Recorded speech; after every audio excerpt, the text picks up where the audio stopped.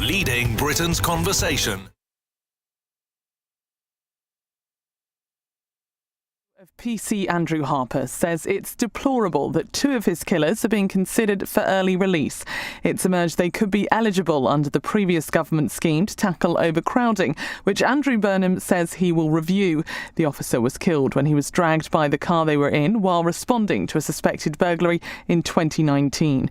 Andrew Nielsen from the Howard League of Penal Reform has told LBC the vast majority of prisoners are released early to prepare them for life outside. The challenge clearly is that in responding to the prison capacity crisis, running out of prison cells, the government is making changes to the point when people are released to start that section of their sentence under a licence in the community to ease pressure on the system. And I think it's not ideal, but there is no obvious immediate alternative. The former chief executive of Southern Water has been charged with trying to manipulate water quality tests to avoid millions of pounds in fines. Matthew Wright is accused alongside three others of conspiring to defraud the Environment Agency. He'd previously tried to get the High Court to throw the case out. The Prime Minister has announced bus prices will be capped at £2 across England again from January. The government says it will be funded through an extra £454 million, which will come from the budget of the Department for Energy and Net Zero. Michael Solomon-Williams is from the Campaign for Better Transport and welcomes it. It's a good move in the first instance. I think that's important to say. If you like, it's a short-term measure, but short-term measures matter. People really want to see impacts in their pockets, and this will do that. There are young people for whom the difference between £3 and £2 is huge. There are people in the poorest demographics for whom this impact is huge. The Conservatives say the plans are light on detail. The Foreign Secretary has called for calm in the conflict between Iran and the US. It follows another threat from Donald Trump, who says the US will bomb Tehran's infrastructure if it shoots ships in the Strait of Hormuz. And footage of Prince George on the beach in Cornwall has been released to celebrate his 13th birthday. It was filmed during the family's Easter holiday earlier this year. In the city, the FTSE 100 has closed up 131 points at 10,716. The pound buys $1.33 and €1.17. LBC weather, light rain and drizzle in the north and east tonight, staying dry in the southwest with clear spells and patchy fog, lows of 8. Patchy rain lingering in the far northwest tomorrow with the odd shower in the north and east. Drier with sunny spells elsewhere, a high of 28 degrees. From Global's newsroom for LBC, I'm Amelia Cox. This is LBC from Global, leading Britain's conversation with Simon Marks.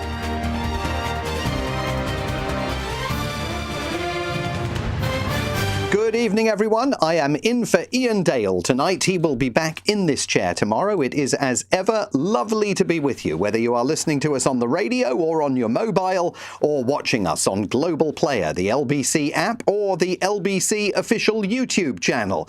Tonight, we are going to review where things stand with the fast-moving administration of Prime Minister Andy Burnham. He's only been in office now for 2.5 days. It was another very busy day today as the country's new leader comes to grips with the magnitude of the economic challenges facing the country.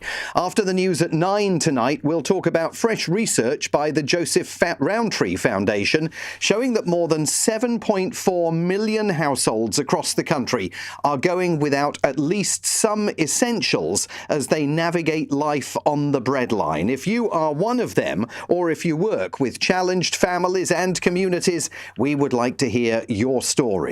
At 8, Cross Question, where you steer Britain's conversation. My guests around the table tonight: Banali Hamdash, Green Party member of the London Assembly; James Starkey, former Conservative government minister; Alan Mendoza, Reform UK's advisor on global affairs; and LBC's very own Natasha Devon. You can ask them about absolutely anything you like after the news at 8.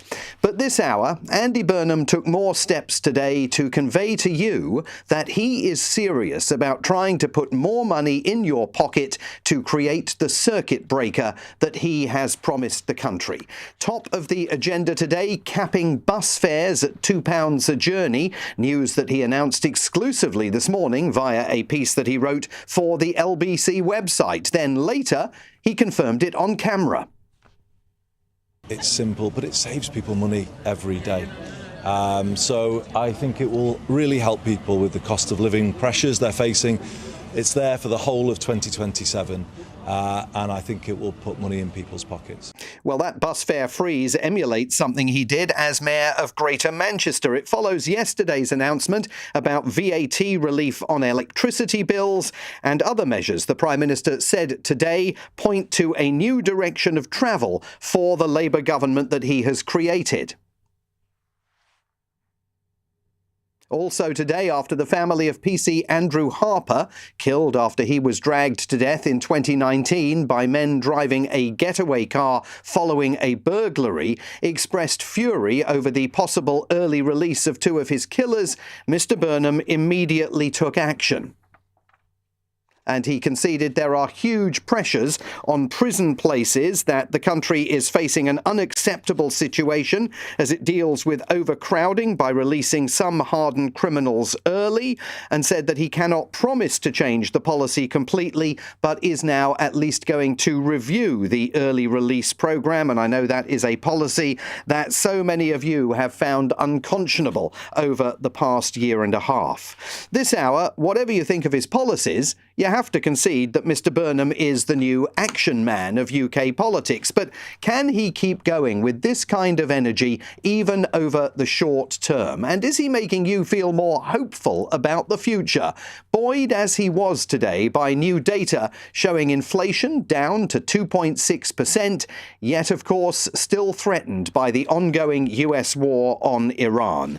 It is only his second full day in office, but has he inspired you with his earliest actions in office? Are you confident his plans really are funded? Certainly Darren Jones, Sir Keir Starmer's former chief secretary, has raised specific questions about whether the now scrapped digital ID had ever been funded in the first place, and whether that money could simply be applied to VAT relief on electricity. Also, why couldn't any of this have happened earlier? Do any of you think that Sir Keir Starmer, sitting at home tonight out of power, is having any regrets? Call me at 0345 6060 973. You can text 84850 and let me know, and I know it's only 2.5 days into Andy Burnham's administration, whether you're feeling a little bit more hopeful about the direction that the country is now on. And specifically, I'm interested to know why all of this, some of it, could not have been done earlier.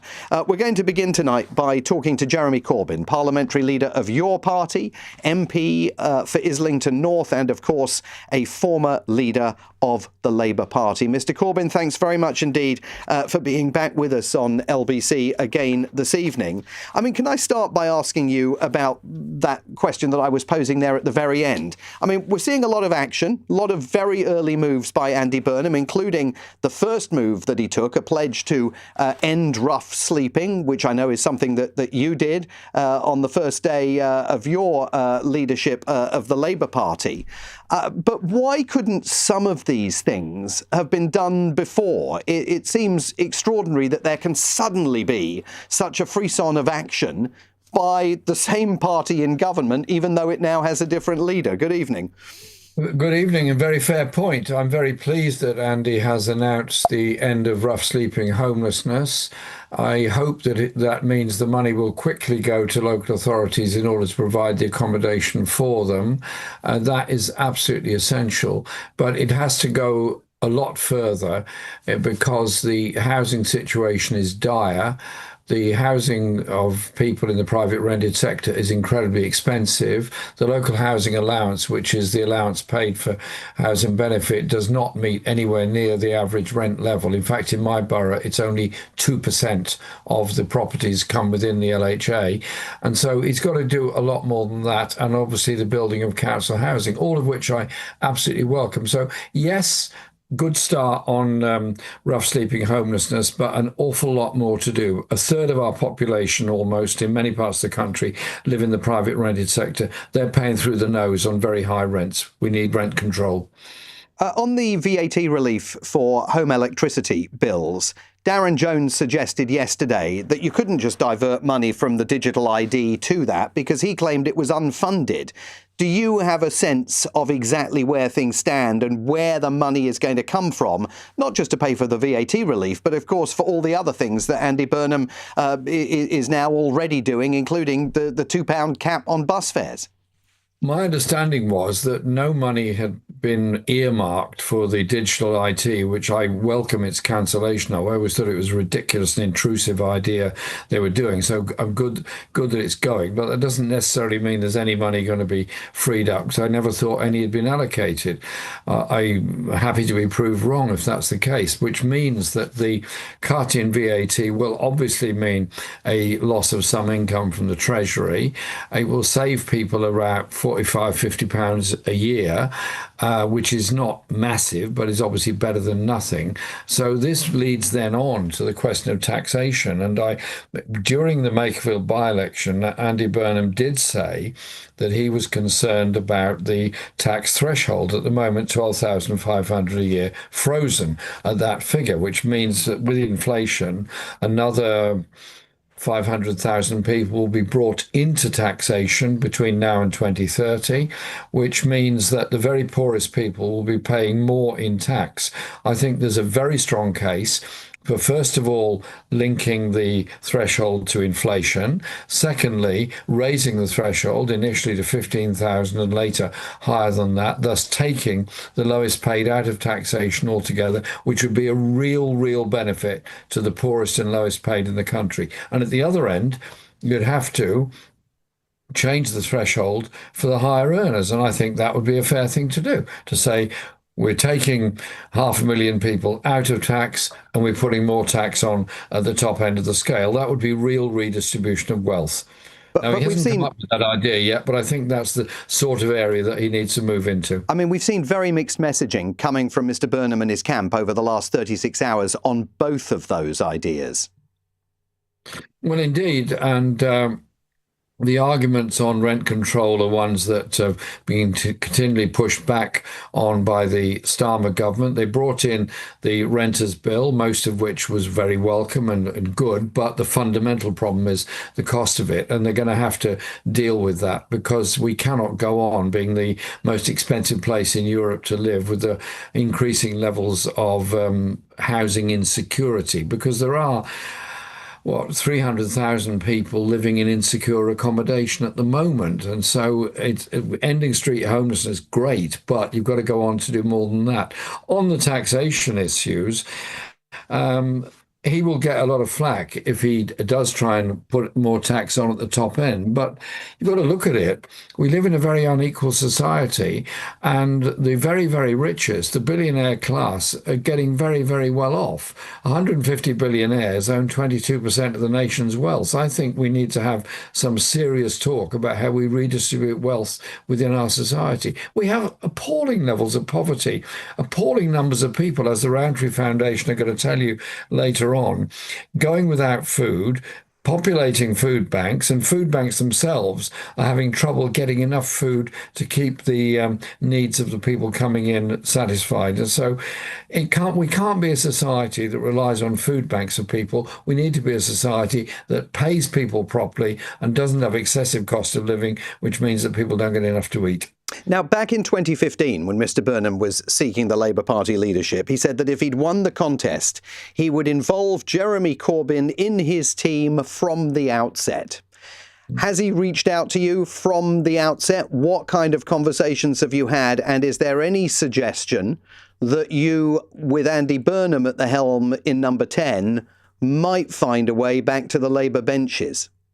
Well, in answer to the last part first, no, there is no indication of that whatsoever, and I wasn't expecting one either. I have met Andy Burnham in Parliament. We had a very pleasant conversation. I congratulated him on winning and therefore his opportunity of becoming Prime Minister, and talked about some of the issues that are faced that we've been through here. So I do think that his government needs to be assertive. And I think some of the people, for change that is, some of the people he's appointed, particularly Shabana Mahmood, fills me with a great deal of misgiving, because she has pursued this policy of attacking people on indefinite leave to remain. And if she carries that policy through, that is going to be very, very serious for our public services, and not least for the mental health of those people that are in this country legally and working very hard, are now threatened with losing that status. And can I just close the loop on the Labour Party issue? You personally have no aspiration of returning to the Labour benches, end of story. No, absolutely. The Labour Party expelled me from membership and didn't even acknowledge my 50 years membership, merely sent me an advice note that if I felt upset about it, I could phone the Samaritans, and told me there was no appeal against it. OK, and let me ask you finally tonight about the future of British policy towards President Trump's war in Iran. He, as you know, is threatening tonight once again to strike Iranian civilian infrastructure, bridges and power plants. The UK continues to allow the United States to use bases here from which to launch attacks on Iran. Do you believe that Mr. Burnham and Ed Miliband, his foreign secretary, should now be telling the United States that they've given that policy a rethink? Absolutely, they should be, because the war between the USA and Iran, for what aim is this war taking place? Trump has never made that clear. He's spent billions on the war already. It has cost the lives of a lot of people in Iran. It's made the whole region very, very dangerous. It's shoved up oil prices all over the world. It's caused an economic problem in Europe, Far East, and all over the world. Sadly, Keir Starmer allowed the Trump administration to use British bases as a takeoff point to bomb Iran. Apparently, a request was made yesterday by President Trump, and bizarrely, Andy Burnham agreed that they could be used for a series of attacks. Well, these attacks are illegal. This is killing civilians in Iran. There needs to be a peace process. Maybe the good offices of Pakistan can be mobilized yet again to try and at least get a ceasefire and some way forward. The last thing we need is a war between the USA and Iran. But on the bases, would you allow them to continue using those UK bases? No, absolutely not, because I think you have to say, if we are not involved in this war, and the government's argument is that these are defensive attacks, I'm really puzzled. What is a defensive bombing? If you bomb somewhere, it is a bombing which is going to damage places and kill people. No, I think we should do the same as other countries and say absolutely no. Jeremy Corbyn, thanks so much for being on the programme tonight. Jeremy Corbyn, parliamentary leader of your party, the MP for Islington North, and of course a former leader of the Labour Party. So now it's over to you. How do you feel about where things are heading now that there is a new sheriff in town, and now that Mr. Burnham is cruising through his first week in power? Do you think he's making real change, or are these empty gestures? Call me at 0345 6060 973. Same number for the phone as it for WhatsApp as it is for the phone. You can also text me at 84850. It's 18 minutes past 7. Ben Kentish from 10 p.m. Andy Burnham says he'll review the prison's early release scheme after it emerges that the killers of a police officer will have their term cut short. But is there any alternative to fixing our broken prison system? And if so, what is it? Plus, we'll look at fears over the AI model gone rogue. And talking of rogue, more on Donald Trump's plan to put controversial FIFA President Gianni Infantino in charge of the UN. Ben Kentish from 10 p.m. Listen on our free Global Player app or the LBC app. Ever get giddy renewing your car insurance? Fantasize about finance offers or paying your service bill? Probably not. After all, the best bit about driving a BMW is driving it. So leave the admin and skip to the best bit. Choose a new BMW 1 Series or 2 Series Grand Coupe by the 30th of September to enjoy a year's insurance, 3 years servicing, plus 2.9% APR representative. Search BMW, skip to the best bit. BMW UK Limited is a credit broker, not a lender. BMW Finance, T's and C's apply. Insurance age restrictions and exclusions apply. Whew, that's the admin over with. Don't miss the fight before the fight. Anthony Joshua must survive the here and now. Huge risk. I'm back. July 25th, Joshua versus Prenga, live exclusively on DAZN.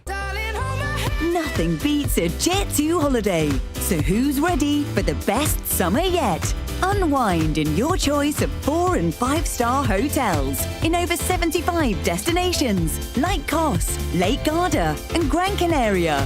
Plus, you'll get 22 kilograms of baggage included. Book now and save £200 per couple. Jet2 Holidays. Package holidays you can trust. After National Protected. Subject to availability and conditions. So what if the drink's pink and the cream's pink? Chill. It's no big deal. Just get the new Strawberry Candy Floss Frappe from our new McCafe Summer Drinks range. Now at McDonald's. Available until the 7th of September. Price and participation may vary. Frappe is not available on delivery. Subject to availability.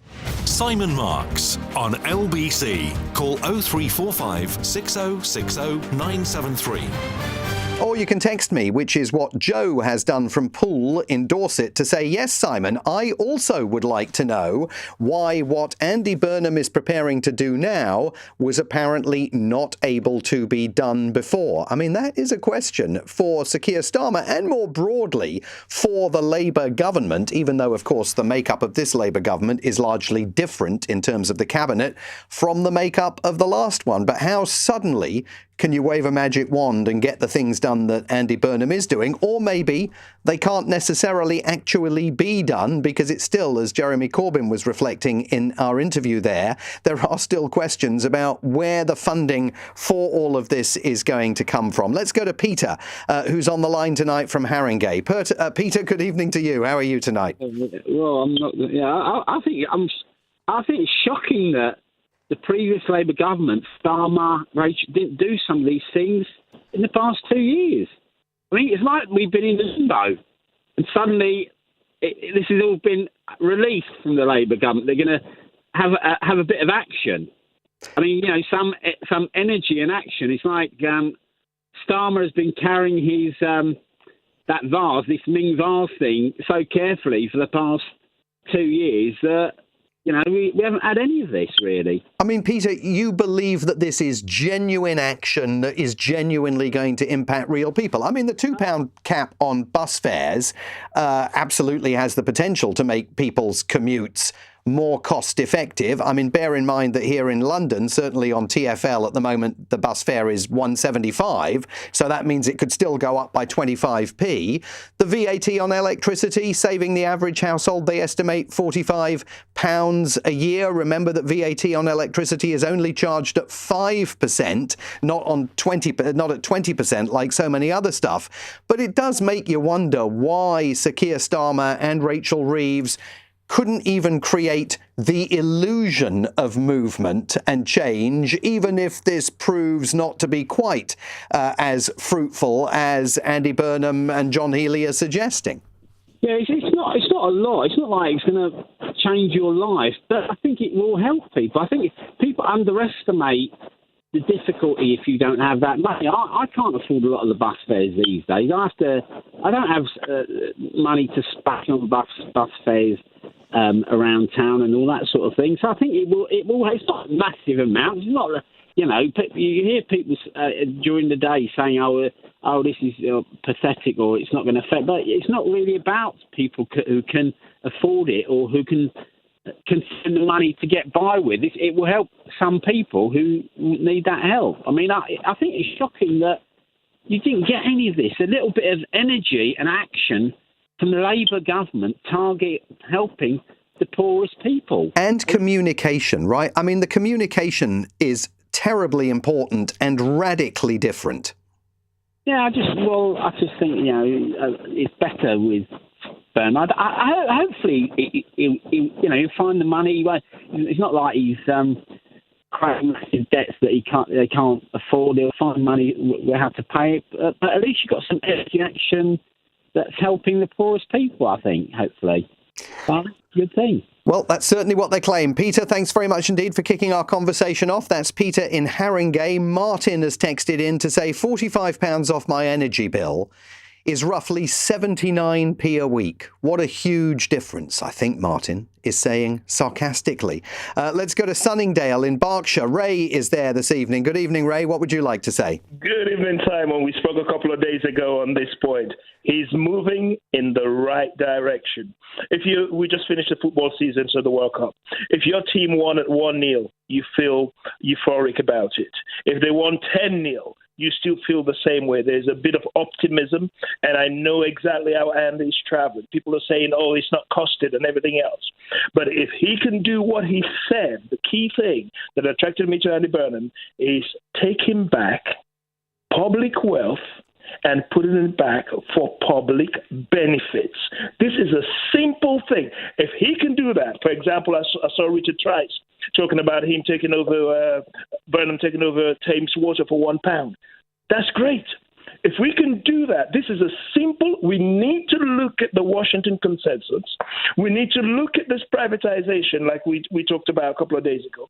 Big scam. There's money there because the private people are making money off of public assets. If we can take that back into public ownership, the money will be coming down just like a jackpot. And that's what Andy's driving towards. But Ray, you do have to have the available cash to do that. The International Monetary Fund has already warned the new Prime Minister, no dramatic increases in public spending. The bond markets won't wear it. He's definitely been wary in the first 2.5 days of those bond markets, despite the fact that prior to his election, at one point, he kind of indicated that he didn't really care about the bond markets and was ready to dismiss them. All of that language has disappeared. He's also constrained, is he not, by the Labour manifesto? He is. And what we're going to look at is we've had professors who have taught this sort of economics before that are now coming out and saying, we taught the wrong thing. We must admit this has not worked for the ordinary individual. So we have to do whatever it takes. When it comes to war, when it comes to the financial crash, nobody asks where the money is coming from to socialize the losses of these private people. So if Andy's going to do what he's going to do, I stand behind him 100%. But Ray, some of the things that you want him to do, he doesn't necessarily have his own mandate to do, and some of them might break the existing Labour manifesto pledges. Well, no, I think, in fact, it's quite the opposite, because Keir Starmer promised, and that's why he took the railway in straight away, but he got slowed down because the right-wing press, which is owned by billionaires and their friends, who are the billionaires that own these public assets. Every day, I call somebody. I'm part of the Labour caucus, so to speak. You know, I'm apolitical, but I know them. I called somebody one day and I said, listen, you're getting the messaging wrong. Every day I open up my computer, all I see is bad news. That's the right-wing press, because they don't want to lose control of this free gift, the freest gift, like Thames Water. You know, oh, we're broke, and we're threatening to cut you off. And then we got to go back with our taxpayers' money. Look at the numbers again, Simon. They came in with zero debt. They've taken $85 billion out in dividends out of the country in Cayman Islands and other places. They're now $21 billion in debt, and they're telling us they're broke. Come on, man. It doesn't work. Ray, what do you think Sir Keir Starmer is thinking tonight when he sits there and sees all of this action taking place? There must have been reason. What do you think he's thinking? Yeah, I think he's thinking, Lord, if I had just moved with the courage of my conviction. I spoke to Rachel Johnson, and she didn't even know why her train tickets was cheap earlier on this year. I said, that's because we brought it back into public ownership. She says, oh, my God. So that's what happened. I said, yes, that's exactly what happened. They were slow to communicate. They were not effective. Somebody told me in the Labour Party there that they changed 4 communication directors. You've got to speak to these people. You know, one of my mentors, Jerry Hartice in Pennsylvania, said, Ray, people are so broke, and he's not talking about financial.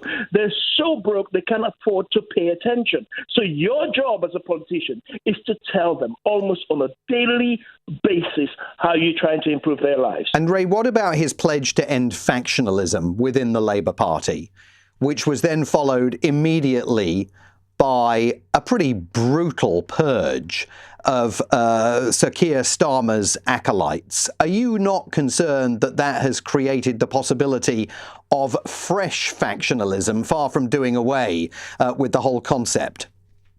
Well, absolutely. No, you're going to have that immediate reaction. We're all humans. We have emotion. That immediate reaction is going to be there. But over a period of time, if he keeps going down this road and he takes the public with him, then that factional stuff that we talk about is going to dwindle because the public is going to be behind him. If he keeps doing what he's doing, 2.5 days, as you said, 2.5 days in, and he's doing these little things bring about optimism, and that's what people need right now in the United Kingdom. Ray, we will continue tracking it. Thank you very much for calling in. That's Ray in Sunningdale. Lots more of your calls and texts to come on how you're feeling. 2.5 days. It's only 2.5 days into Andy Burnham's administration. Are you jazzed like Ray is, or are you cynical like many of our other listeners who are texting in and calling? Coming up... Benjamin Netanyahu is not welcome in New York City, nor is any other war criminal at large. That is New York Mayor Zoran Mamdani. He's urging the US government to join the International Criminal Court, never going to happen, and carry out its arrest warrant for Israeli Prime Minister Benjamin Netanyahu. Also, never going to happen. But we're going to talk about that coming up after the news headlines. The time is now 29 minutes to 8, and they come from Amelia Cox. The early prisoner release scheme will be reviewed after the family of PC Andrew Harper raised concerns 2 of his killers could be freed. Andy Burnham has told LBC he has spoken to his new Justice Secretary to look at the policy introduced by the previous government.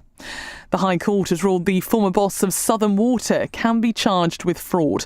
Matthew Wright has been accused of planning to manipulate water quality tests to avoid millions of pounds in fines. And Natalie Fleet has resigned as Safeguarding Minister, saying she found the role overwhelmingly triggering. The Labour MP, who was groomed and raped as a teenager, says she's done the bravest thing. LBC weather, light rain and drizzle in the north and east tonight, staying dry in the southwest with clear spells and patchy fog, lows of 8 degrees. This is LBC.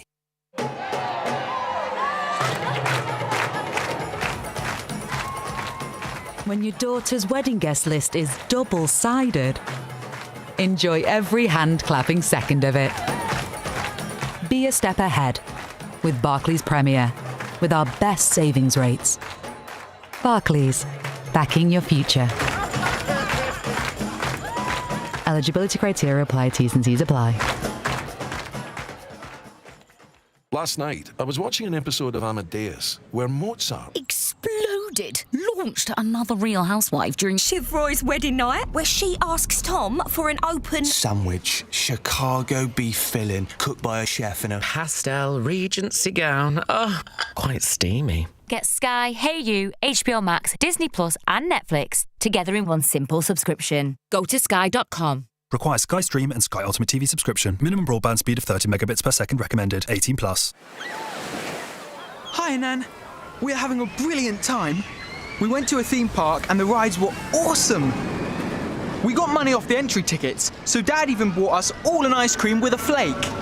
Probably not the best idea before going on a roller coaster. Sammy went green after. See you when we get home. Love, Leo. Enjoy great British summer savings, such as discounted entry to theme parks, soft play and more. Funded by the UK government. Simon Marks on LBC. Text 84850.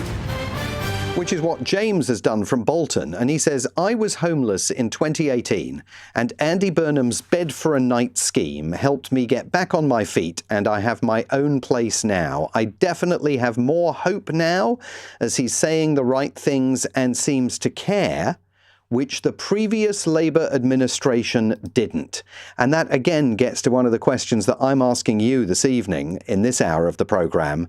Why could Sir Keir Starmer and Rachel Reeves not have done all of the things that Andy Burnham has already unveiled that appear to be generating hope among some voters about the future that simply wasn't there before Monday when he moved into number 10. Call me and tell me if you're feeling more hopeful or if you think all of these moves are just purely performative and he doesn't necessarily have the money to pay for them. You can call me at 0345 6060 973. You can text 84850. But before we come back to your calls and texts on that, Ed Miliband, the newly minted Foreign Secretary, made his debut in his new role today in Manila at a meeting of ASEAN, the Association of Southeast Asian Nations. US Secretary of State Marco Rubio was there, a first meeting between the two of them at a time when the Trump administration is reported to be somewhat underwhelmed by the new Foreign Secretary's promotion. There is another big issue that Mr. Miliband will soon have to come to grips with. Mr. Burnham has already apologised for the Starmer administration's handling of the war on Gaza, saying his new government will do better, whatever that actually proves to mean. Last night in New York City, it was notable that a politician from the American left went on the offensive against Israel's leader. Benjamin Netanyahu is a war criminal, the architect of a horrific genocide against the Palestinian people. Mayor Zoran Mamdani of New York City decrying President Trump for insisting that if the Israeli leader travels to New York for the United Nations General Assembly meeting in September, US authorities will do nothing to enforce an International Criminal Court arrest warrant, which is not a surprise given the US does not recognize the ICC. The mayor conceded he does not enjoy the power to enforce the warrant without federal government backing. It is clear that we do not have the independent legal authority to enforce this warrant. The federal government, however, does, and I call on them to join the ICC and execute this warrant. And I want to be equally clear. Benjamin Netanyahu is not welcome in New York City, nor is any other war criminal at large. While we cannot end the genocide on our own, we can decide whether our silence will become another weapon, and we can examine every tool we have to defend the humanity and dignity of all people. Now, all of this is a reflection of the fact that attitudes in the United States towards Israel are hardening, with, for the first time, majorities of American voters expressing more empathy for the Palestinians than they do for the Israelis. Where is all of this heading? I'm joined now by Adam Weinstein, Deputy Director of the Middle East Program at the Quincy Institute, whose research focus is on security and the rule of law. Mr. Weinstein, thank you very much indeed for joining us on LBC this evening. Just on the facts, I mean, there was never any prospect that Donald Trump and his federal government were going to take action based on arrest warrants issued by the ICC. So, I mean, Mr. Mamdani never had a chance of bringing about the arrest of Benjamin Netanyahu if the Israeli Prime Minister set foot on New York City soil. I mean, is that right? That this was never really something that was possibly going to happen? Good evening. Good evening, and thanks for having me. And yes, it's true, as you've stated before, the U.S. doesn't accept the ICC's jurisdiction. Of course, a federal government could voluntarily accept the jurisdiction on a case-by-case basis, but no administration, not the Trump administration, not the Biden administration, no administration would likely execute this warrant. But it was a campaign promise that Mr. Mamdani had made. And I think what's more significant than the fact that he couldn't deliver on it is the fact that he felt that it was politically beneficial to make such a promise. Yeah, well, that's a really interesting aspect of all of this, because, of course, we have seen over the last few weeks a series of primary contests taking place in various parts of the country, including Manhattan, where left-wing Democrats from the DSA, the Democratic Socialists of America, many of them endorsed by Mr. Mamdani, have romped to victory over more centrist Democrats, and the party is definitely now coming under pressure from grassroots supporters on the left who want to see tougher action and a tougher stance taken against the current Israeli government. And we're seeing very, very similar pressure being brought to bear on the new British government that's led by Andy Burnham. But can you talk about the American context? I mean, things are shifting beneath the feet of politicians in the United States on the issue of support for Israel. Yeah, well, I think in the UK, there's always been greater skepticism of Israel than you saw in the US political scene. We have a strong evangelical movement, evangelical Christian movement that was very supportive of Israel. Traditionally, Republicans were, centrist Democrats were. But you've seen this shift happen among young people and even among older people, in which this idea from the 60s and 70s, where Israel is viewed as the David to the Arab world's Goliath, that's been turned upside down, and Israel is now viewed as a state that is engaged in war crimes, according to many people was engaged in a genocide in Gaza. And attitudes towards Israel have shifted dramatically since October 7th. And yet Israel still has considerable defenders in the United States who focus on that attack of October the 7th by Hamas and make the point that it was murderous, terrorist in nature, and absolutely that there are war crimes involved there, in the same way as opponents of Benjamin Netanyahu argue that he should be brought to justice on war crimes charges. But on the right, Donald Trump is also facing some pressure over his support for Israel from some of the hard-right influencers who say that he's basically contracted out American foreign policy to the Israeli leader.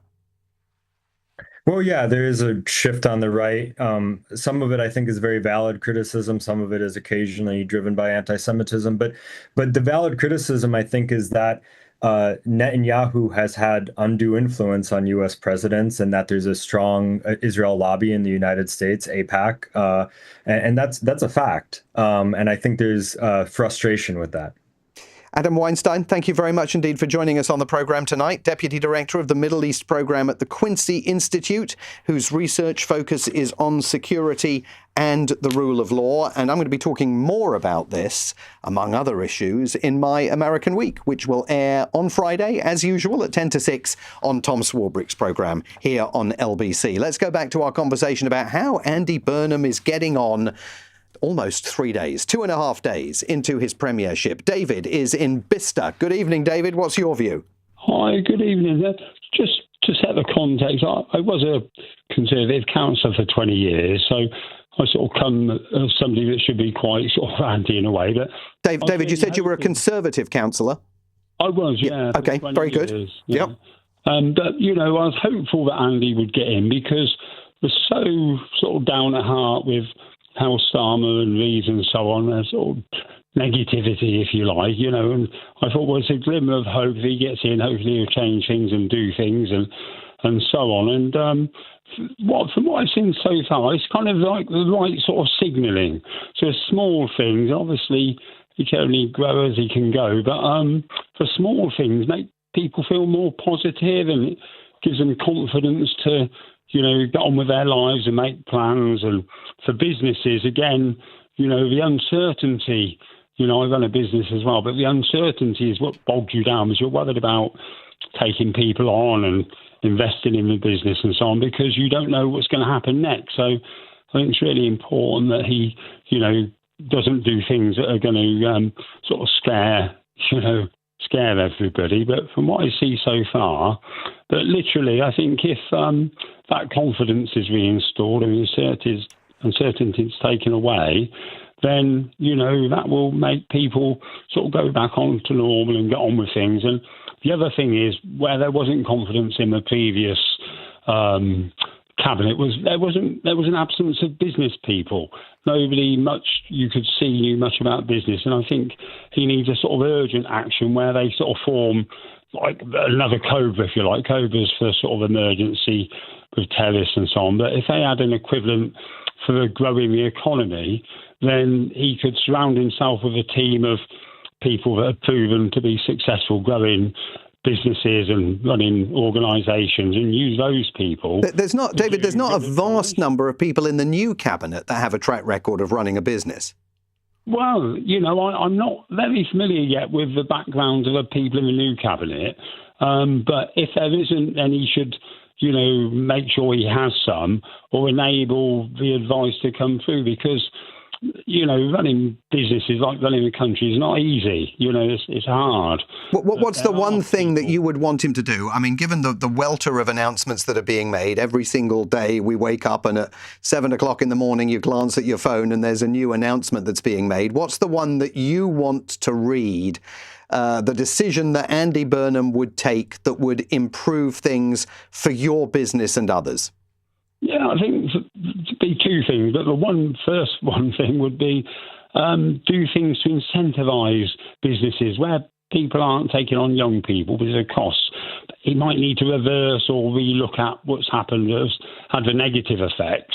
But basically, anything you can do to incentivise businesses to grow and expand, because that will grow and expand the economy, then there'll be more receipts coming into the exchequer and so on. And then on the other side, he definitely needs help, because I heard one of the ex-governors or deputy governors from the Bank of England yesterday, Howard somebody, and he was saying it's really important they're signaling to the the investment world as well, because we're paying higher rates. Our interest on the amounts of countries borrowing is costing an absolute fortune, and so we need to tread the right path, and it's easy to make a misstep because obviously, it's a new government and they'll try lots of things. But the important thing is they have good advice and are guided well.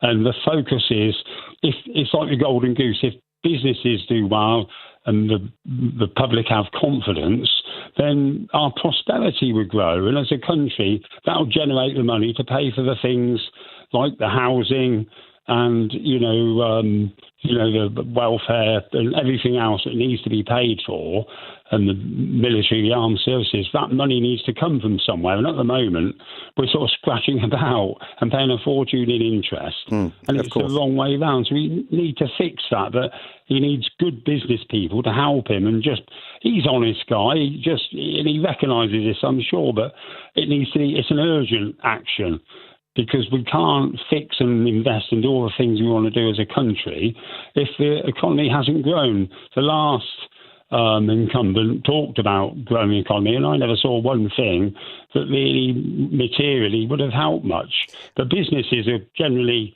they're not just about business. They provide to communities, support their communities, provide jobs, help with projects and all sorts. So it's a sort of double win, really. It's not just the money out of business. And I think that is the way, and I think that's the way Andy Burnham views things. I mean, he's talked, for example, about restoring the health of the high street, as being a hallmark of a British Renaissance. Let's see what happens. David, I'm very grateful to you for calling in. We've got a bit of breaking news coming in to LBC. Iran's top joint military command says that if the US acts on Donald Trump's latest threats, and remember that he has said that US forces will bomb Iranian bridges and power plants for every tanker in the Strait of Hormuz that the Iranians target, the US will bomb either a bridge or a power plant. He also, of course, has threatened fresh bombardment of Iran's nuclear sites.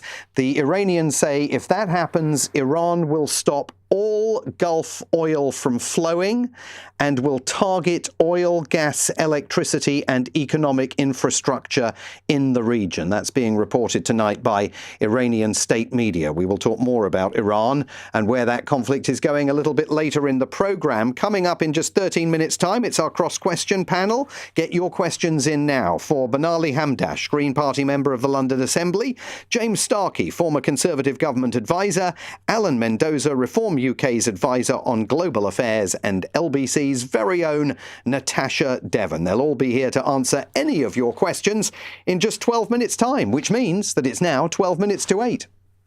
On the latest episode of The Newsagents. OpenAI's own program has broken out of a security test and hacked a rival AI company, and no one told it to. Are we all doomed? Get the latest episode of The Newsagents with Emily Maitlis, John Sopel and Lewis Goodall. Listen or watch on our free Global Player app or the LBC app. Get ready for even bigger savings in the Hillary Summer Sale with an extra 10% off absolutely everything. That's on top of up to 50% 50% off hundreds of made-to-measure blinds, curtains and shutters. Plus, right now, grab our introductory offer of up to 50% off selected brand new roller and vertical blinds. And don't forget, with Hillary's, measuring and fitting is always included. So get window-wise and book your free in-home appointment today at hillarys.co.uk. Conditions apply. Up to speed. Your Formula One podcast. Round 11, and we go racing in Hungary. New episodes every Monday and Thursday on YouTube or Global Player. Take summer by storm with Kia.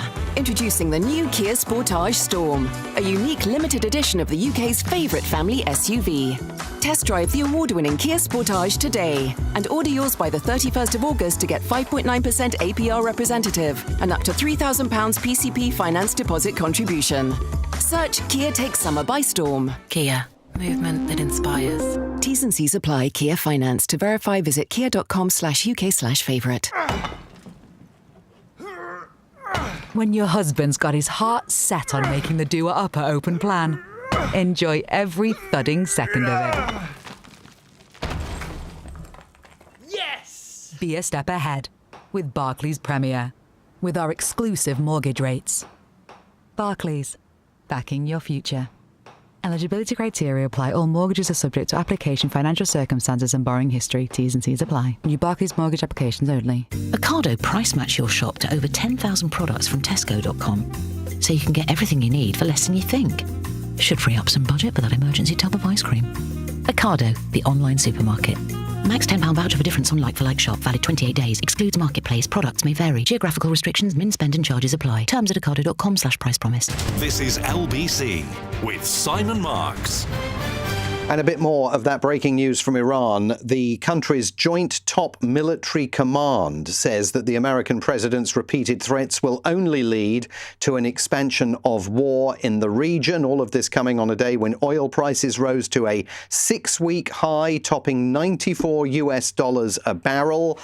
And all of that, of course, has an impact on our economy and on the amount of running room that Andy Burnham is going to have to make the changes that he says he urgently wants and needs to make. Let's go back to the phones. Jane is in Bishop Stortford in Hertfordshire.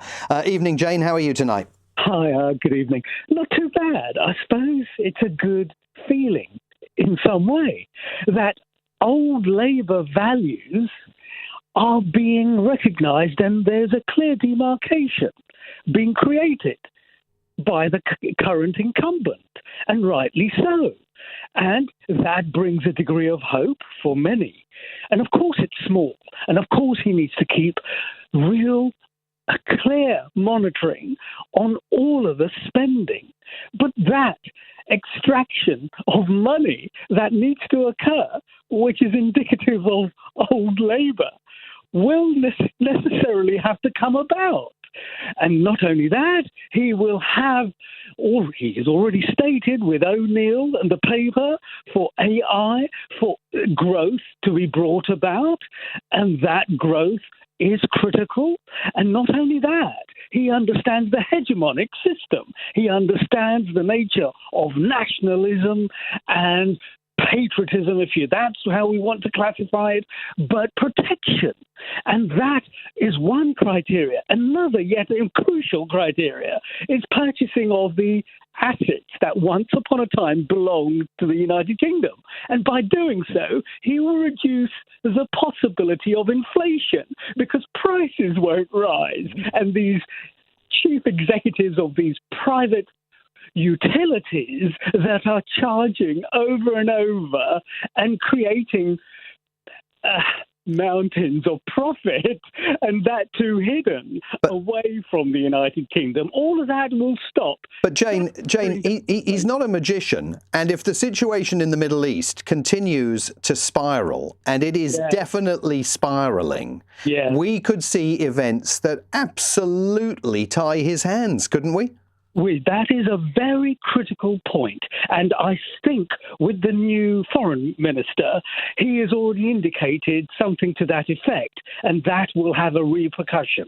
That if we now support this entire dichotomy of the Middle East and we are supportive of the US stance, that implicitly will bring about very serious implications. Yeah, I mean, I think that is a massive choice for both Andy Burnham and Ed Miliband to make. And you may have heard Jeremy Corbyn earlier on the programme saying that under no circumstances should Britain continue to allow its air bases being used to launch strikes on Iran, that if President Trump is to be believed, if he goes after bridges and power plants, he could well find himself, and this is the view of the UN's top human rights official, being accused of war crimes. Jane, you sound optimistic. Thanks very much indeed for calling in this evening. Let's see how optimistic Michael is feeling tonight. He's in Sunderland. Evening to you, Michael.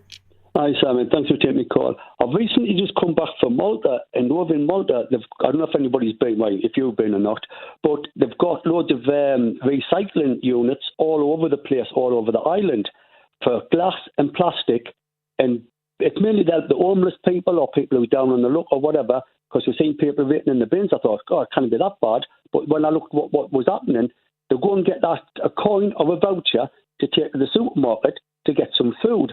Now, I'm just thinking, could we not do that type of thing in this country? Look at what's happening around the world and pick on the positive side of things to help people who's homeless. It would also help with the littering. I live near the seafront in Sunderland, and it is unbelievable how much glass and plastic's about. Unfortunately, they don't have what I had when I was 10, 11 years old. You used to take your bottles back to the corner shop and got 10 pence. I remember that. I remember that as well, Michael.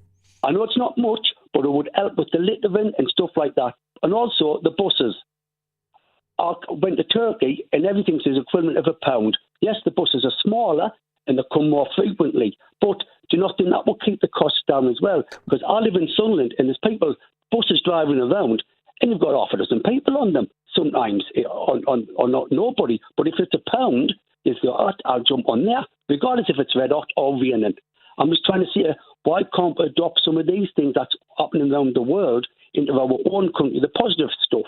Didn't look on the negative, but at least he's doing something better than Andy Burnham. He's done more in his 2.5 years than what the other guys did in 2 years. Well, I think there's no question that many of our listeners feel that way, Michael, and you are certainly one of them. And I think that there are big questions for both Sir Keir Starmer and Rachel Reeves. One of our listeners has texted in to say the reason why Andy Burnham is able to do the things that Keir Starmer was not able to do is because he has a much better chancellor.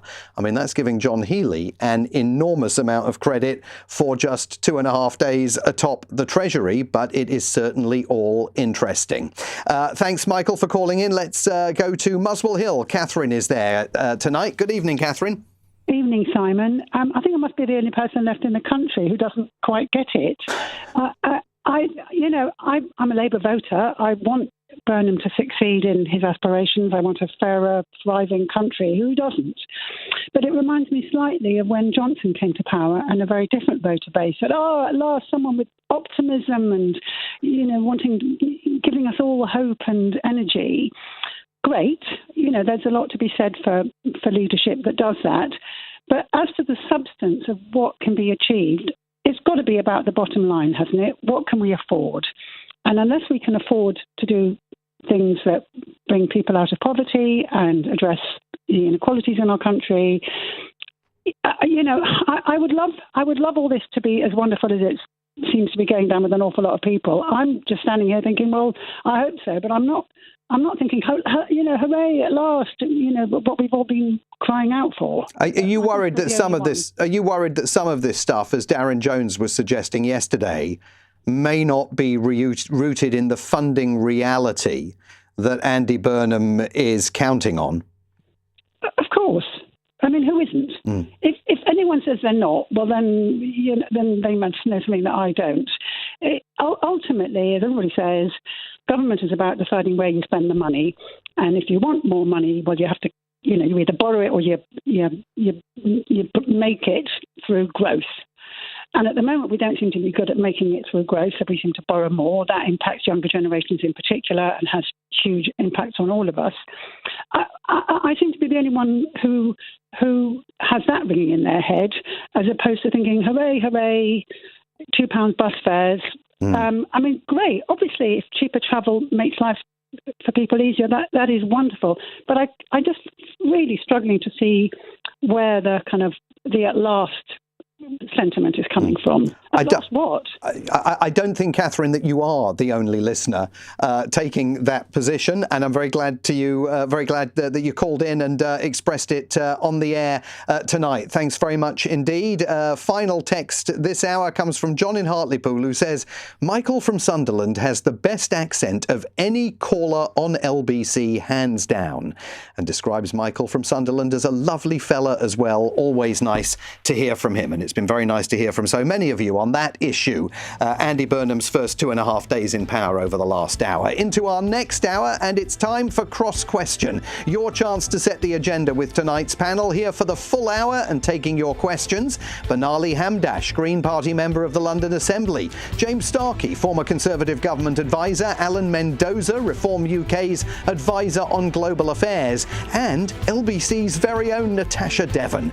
You can ask them anything you like, whether it's about the things Andy Burnham has already done or the issues that he has not yet confronted. Perhaps you have questions about the future of the Iran war and the toll it is taking on our economy, or whether the panel backs the idea of FIFA's Gianni Infantino becoming the next head of the UN, as Donald Trump covers.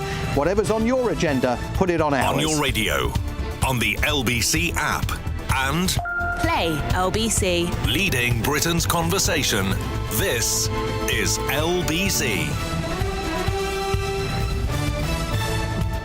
From Global's newsroom at 8 o'clock, Iran's top joint military commanders warned that Donald Trump's repeated threats will only lead to the expansion of war in the region and beyond.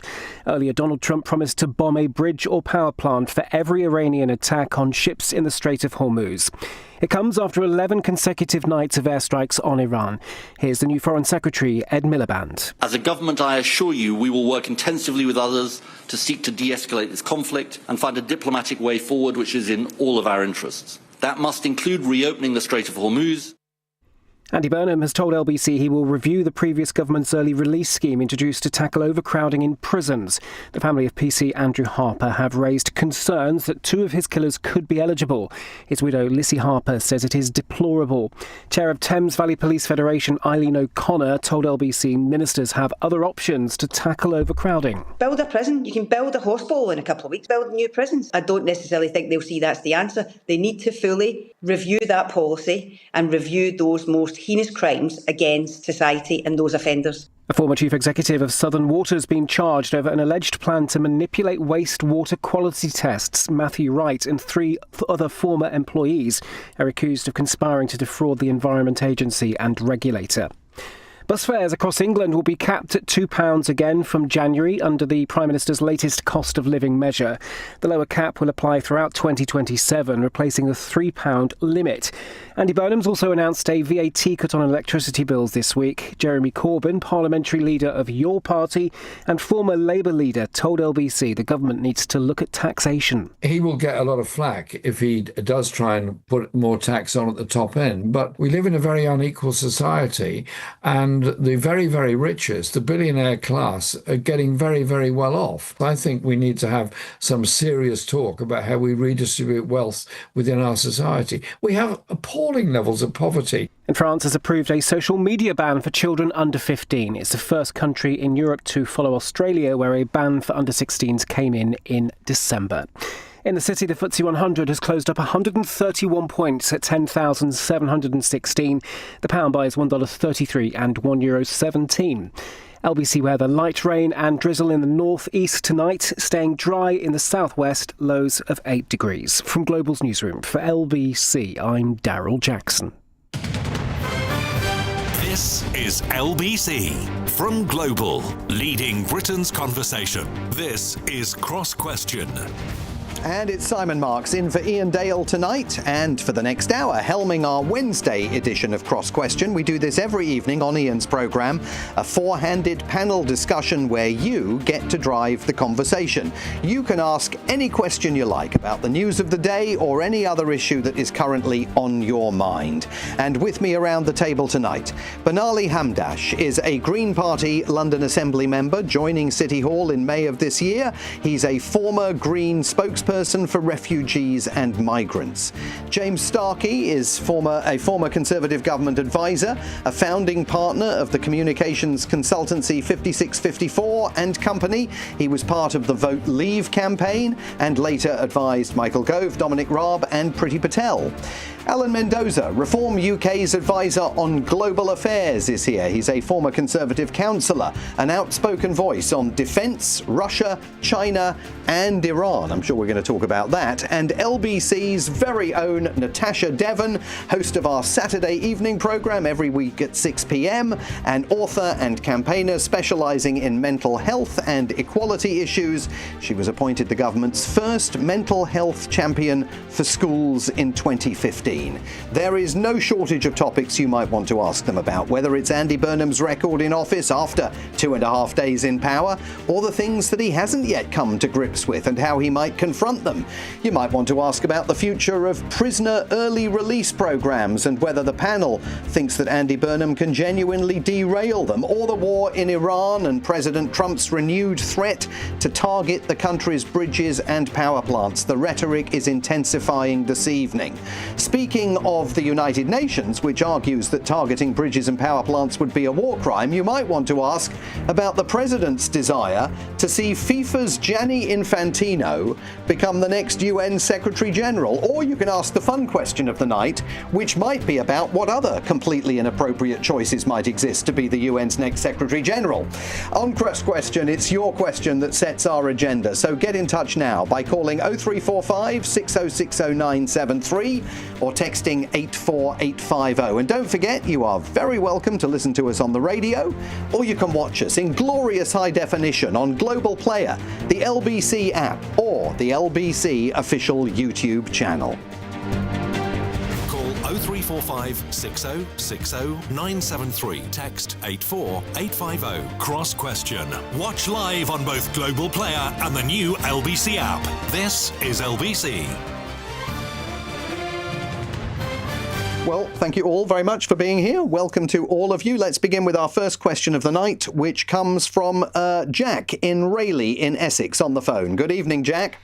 Good evening. My question to the panel is, should prisoners serve every day of their sentence, or should they be released early? Let's put that question to Manali Hamdash, Green Party member of the London Assembly. Thanks, Jack.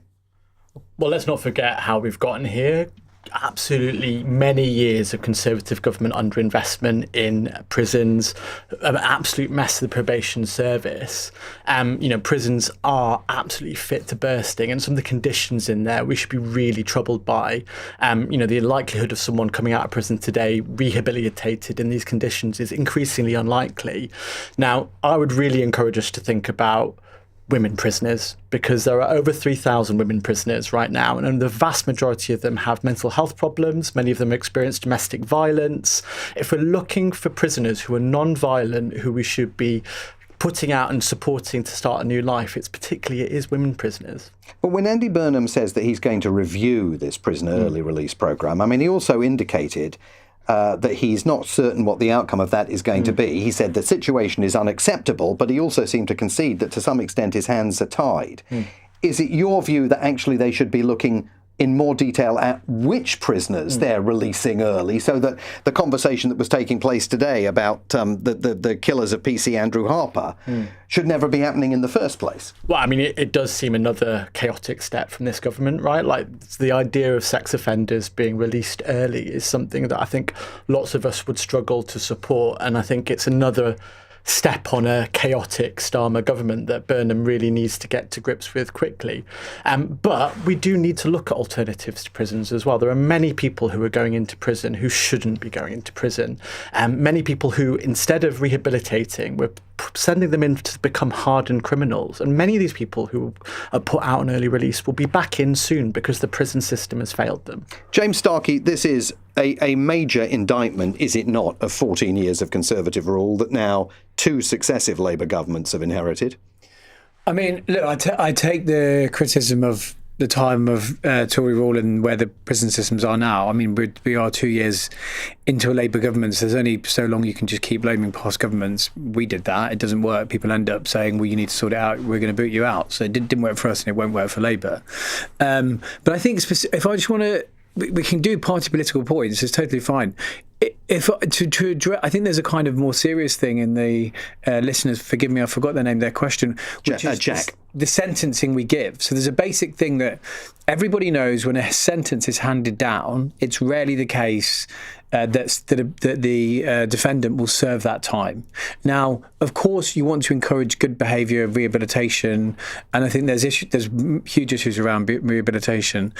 But I do think there's something to be said for, number one, people aren't getting long enough sentences for really serious crimes. Let's look at the people that we understand are on the potential release list, those involved in PC Harper's killing, who are looking at getting a sentence cut of like 3 years if they were released early. But most people would be shocked to know that they were only serving, I think it's around 7 years in total anyway. So I think there's a couple of things, which is, do we have overall sentencing right? And are there people going to prison that actually that's not the best? But there's other community orders we can do for that, and then focus on more serious crimes into prisons longer. And then also to communicate to the public, it's not good for the public's faith in the prison system when they consistently see people released early. Natasha, Devon. I think there's a lot of depth and potential nuance in the question that Jack has asked, because, well, there's two questions that spring to my mind. First of all, how have we arrived at a point where people, it seems, cannot serve their full sentence? What is going on in our prison system that people are having to be released early when it's inappropriate? However, there's also people who clearly shouldn't be in prison. It's not the best option for them. And there's some really serious questions to ask ourselves about what is the point of prison? What are we hoping will happen as a result of people spending time there? And are there other routes that we should be exploring? And Alan Mendoza? Well, yeah, again, the question's a great one. And clearly we've seen examples recently with, for example, the leader of the Rochdale rape gang coming out. He was jailed for he had two sentences which ran concurrently rather than consecutively, and as a result he's already out. And again, people find that mystifying, totally mystifying, with a serious crime like that. Yes, of course, I think the point's been well made by other panellists that we need to look at the spread of crime and what is going on in our prisons in terms of who is there, why they're there, and indeed what the purpose is. Clearly one purpose of prison is punishment, clearly another one is rehabilitation and trying to restore someone to having served their sentence to a productive life afterwards. Again, I'm not sure we're doing either very well. And the problem we face right now is, and yes, politically there was a problem. I think it's been addressed in the sense of we've already said that the 14 years of Conservative rule led to a situation where prisons were at a bursting point. We know that. Rather than dealing with this, the can was just kicked down the road for the Labour government, which hasn't really addressed it either. And we're in the situation of early release because they found no other way of doing it. So the reality is they have to get real and serious with this. The public want to see hardened criminals and those who committed the most heinous crimes locked up. I think the public probably also want to see a fresh start for people who have done one particular thing, can come out and not reoffend because they've been hung up with the very hardened criminals. But their hands are substantially tied by the fact that the prison estate simply hasn't expanded at the rate necessary in order to accommodate all of these prisoners. So what do you do about that? Failure of government at that point in time to actually have addressed it. And I think the issue with the Conservatives is particularly egregious because they knew the crunch point was coming prior to the 24 election, and part of the reason it's speculated they went early was to avoid having to deal with this particular problem of the last place in prison being taken up. So again, we've got to get better at dealing with longer term issues here. OK, let's go to our next question. It comes on text from Lisa, who says, money off energy bills, money off bus fares, forget the cost of living government. Is this a giveaway government? Natasha Devon, is it already a giveaway government? You do have to wonder how an incoming Prime Minister can win. Because, when Starmer came in and he said, we've got some really tough times ahead of us, it's going to get worse before it gets better, we need to rebuild the foundations, everybody went, we've had 14 years of austerity and a badly handled COVID crisis and Brexit and all of these things that have made our quality of life considerably worse. We don't want to hear this. Andy Burnham's come in with a much more positive outlook. he's said some stuff about buses that I think is indicative of the general direction that he wants to go in. He said, I'm doing something tangible for you right now because we will be the government that is going to address the cost of living crisis. Lisa's not happy. Why aren't you happy, Lisa? Well, Lisa's not happy. I love your kindness of spirit. Let's start there. Beautiful kindness of spirit. But she's not happy because being optimistic is different to being, profligate with money. He's not costed these things. I'm calling him uncosted Andy from now on, because basically he says things which he knows are not costed. And when they're not costed, it means that either he's going to have to borrow the money, and then the money markets are going to complain, and then interest rates are going to go up, and then people like Lisa are going to be very upset, or taxes are going to go up, and again, people like Lisa are going to be upset because somebody has to foot the bill. So optimism is all well and good and fine, but it's not costed. It's not sensible policy. And we can't have that from the Prime Minister, just making up policy on the hoof and going, oh, we'll find the money somewhere. It doesn't work like that. But Nali Hamdash, is it too early? I mean, surely it's too early to brand it a giveaway government. Well, I genuinely, putting party politics aside, I hope Andy Burnham does deliver. I mean, I think the last 2 years of Starmer not delivering have been devastating for this country, and I think really risk the rise of Nigel Farage in number 10. I don't want to see that our country go that way. But I think there are reasons to be concerned about where Andy is coming from. I think it's really welcome to have reduced bus fares. That will put money back into the hands of people who need it the most. But we need to start to grapple with how we're going to put more money into the pockets of government. And fundamentally, one of the things that the 14 years of Conservative government was cutting taxes to the richest. It was putting money in the hands of corporations instead of people. And Labour haven't really grappled with starting to unpick that legacy of where money is coming from, who's paying for it. So again, this £2 bus fare is a temporary measure funded by cutting climate action, which I would say is pretty short-sighted. It's actually about starting to rebalance government and the public finances and think about who's paying for it. And I'd urge it's the wealthy and the corporations who need to pay more. So, James Stark, you were indicating before that you didn't think we should necessarily all be playing party politics throughout the full hour. I'm happy to. So is it too early to brand him the giveaway Prime Minister? So I'd say a couple of things. One, I mean, I'd love it if the Tories I'd be quite happy if the Tories had spent 14 years cutting tax. I mean, 5 of those were in government with the Lib Dems, and we didn't cut enough, in my view. In fact, we had taxes 45, 50-year high by the time we left office. So it's not, unfortunately, not true. At the same time, we gave away £400 billion for understandable reasons during COVID. So the idea that the Conservative Party kind of oversaw just a total cutting of taxes and a restriction of any part of the state has grown hugely over the past decade in many ways. I think the thing that I look at on Andy, this is not a criticism of, I'm going to mention Rishi, for example. I think Rishi was a good chancellor for his time. The problem is, I saw this up close, and Andy's got this problem now. Keir Starmer's central problem is, when he became Prime Minister, he didn't have a real plan. They had a kind of ballpark plan on workers' rights, which they delivered quite quickly. They had some areas on planning, and we should give them credit, they've done some things on planning. They've made some moves like that. But overall, they didn't have much of a plan. And so they've spent the first 6 to 12 months doing that. I suspect Andy Burnham is in the exactly same situation. And this is what Rishi found. One, Burnham thinks that this is his majority. And that's what Liz Truss went around saying, we've got this massive majority, we need to do things with it. It wasn't hers. So when she hit go, loads of the Tory MPs said, no, this is not your majority, this was Boris's majority. And I think that might be a point when people get to, and Andy Burnham says, I want to do this. Well, if it's not in the manifesto, many of those Labour MPs won't feel beholden to do it. And these things today, bus fares, good. By the way, it was something that Rishi Sunak did. So thanks for bringing that. If we want to criticise the Tories, we should at least give them some credit, because Burnham seems to be saying that was a good thing. And on the energy move, it's about £1 billion. Well, it's about 800 million quid and 1.4 billion next year. It doesn't really address, as Alan will know, Reform actually have quite a strong policy on the energy area. It doesn't address the underlying issues that we have the most expensive energy in Europe, and that is one of the main, and we can criticise who we want, but that is one of the things that's holding this country back. It's growth that will increase the tax hike and help us do all these things and deliver public services. And these kind of tokenistic things, he's learned from Starmer. He's got out the blocks quicker, but I think to me they're indicative that they're kind of tokenistic and not a clear plan. All right, many more questions to come as Cross Question continues. Our panel tonight, Banali Hamdash, Green Party member of the London Assembly, James Starkey, former Conservative government advisor, Alan Mendoza, Reform UK's advisor on global affairs, and LBC's very own Natasha Devon. You can call your questions in at 0345 6060973 or you can text 84850. It's 18 minutes past 8.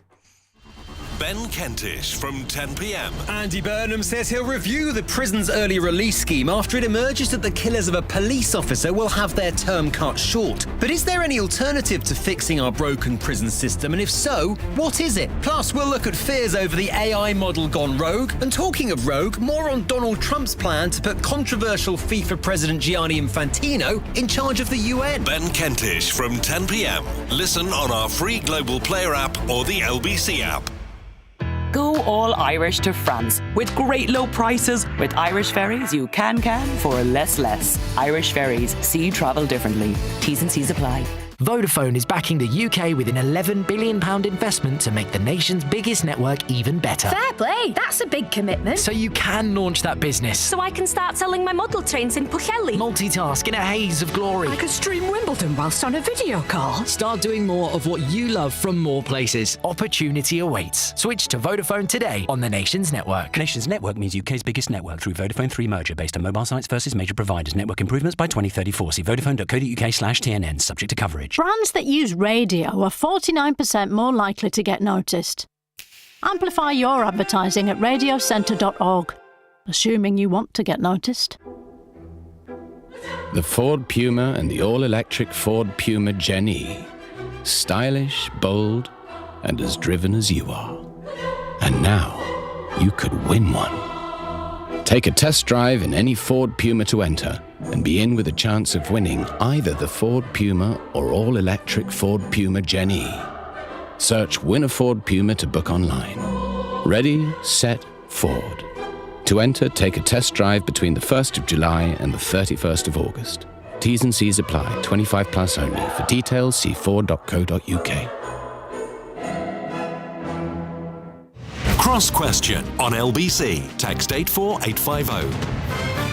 Which is what Keith has done, and he wants to ask the panel this. We've had the £2 bus fare cap. Is it now time for Burnham to go after train fares as well? Alan Mendoza. Well, I do think train fares are in a very confused situation. I mean, we know full well that if you go and buy a fare on the website, you will end up with a whole, list of options that could be much cheaper if you did it separately, singly, in that sort of way. There's clearly confusion out there, and we have to do something about it. Whether capping rail fares makes any sense, how would you do that exactly? A bus fare, I think, is much easier to do. Buses have fairly limited routes. But to actually cap a train fare, what? Are you going to say all train fares are going to be £15, or are you going to do it by stages? It seems a very complicated process, and how are you going to then pay for maintenance of the rail network, etc., etc.? Yes, I mean, I think that what Keith might be getting at is how far does this generosity go? And there have to be limits to it, as we've been discussing. Well, I think trains will be very difficult to do caps for. But can things be done to actually regulate fares better so that people get the best fares and that illogical fares that we all see? I mean, you try and take a trip at any given time, and you'll be given vastly different prices. I think that's madness, and I think that is not a good job of the market showing what's happening. Although, if we think about it, he's pretty much going to nationalise it all anyway. Banali Hamdash, you're on the London Assembly. Yeah.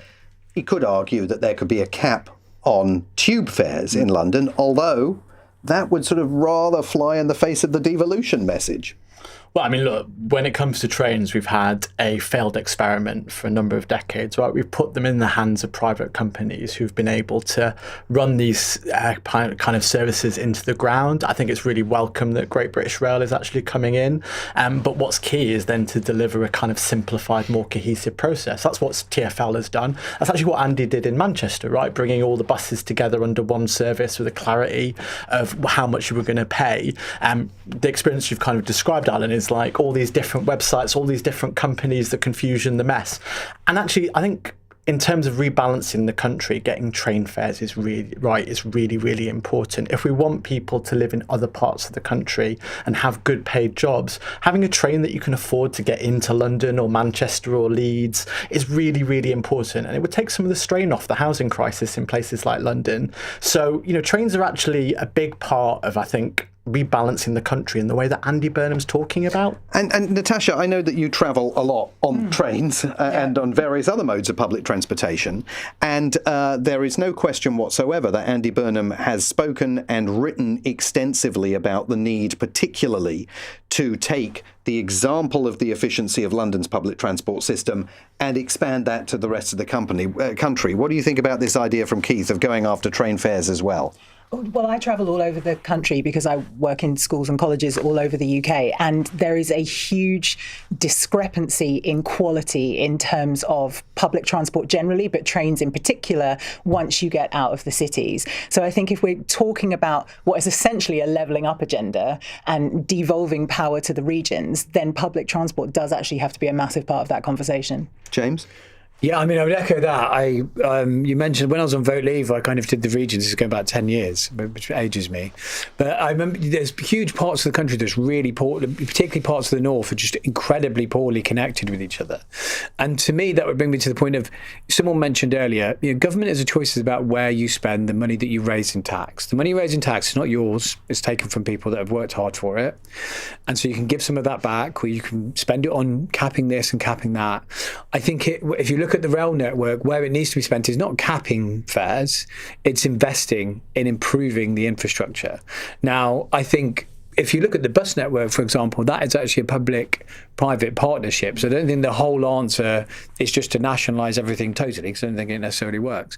But either way, I think if you're going to spend the money, it's where you're going to get the most bang for your buck. And to me, interconnectivity is long, going back to the, Tories had Northern Powerhouse, not new that this is an issue. I'm not saying they did it all perfectly, but I'm saying this is not new as an issue. And that's where the investment needs to go. And Banali, can I ask you a question, particularly about the Green Party in relation to what's going on here? Because if Andy Burnham succeeds in leading what he has described as a distinctively Labour government, we spoke to Jeremy Corbyn in the last hour of the programme. He's already had conversations with Andy Burnham. He says there's no suggestion that he would abandon your party and return to the Labour Party, but the two of them are talking.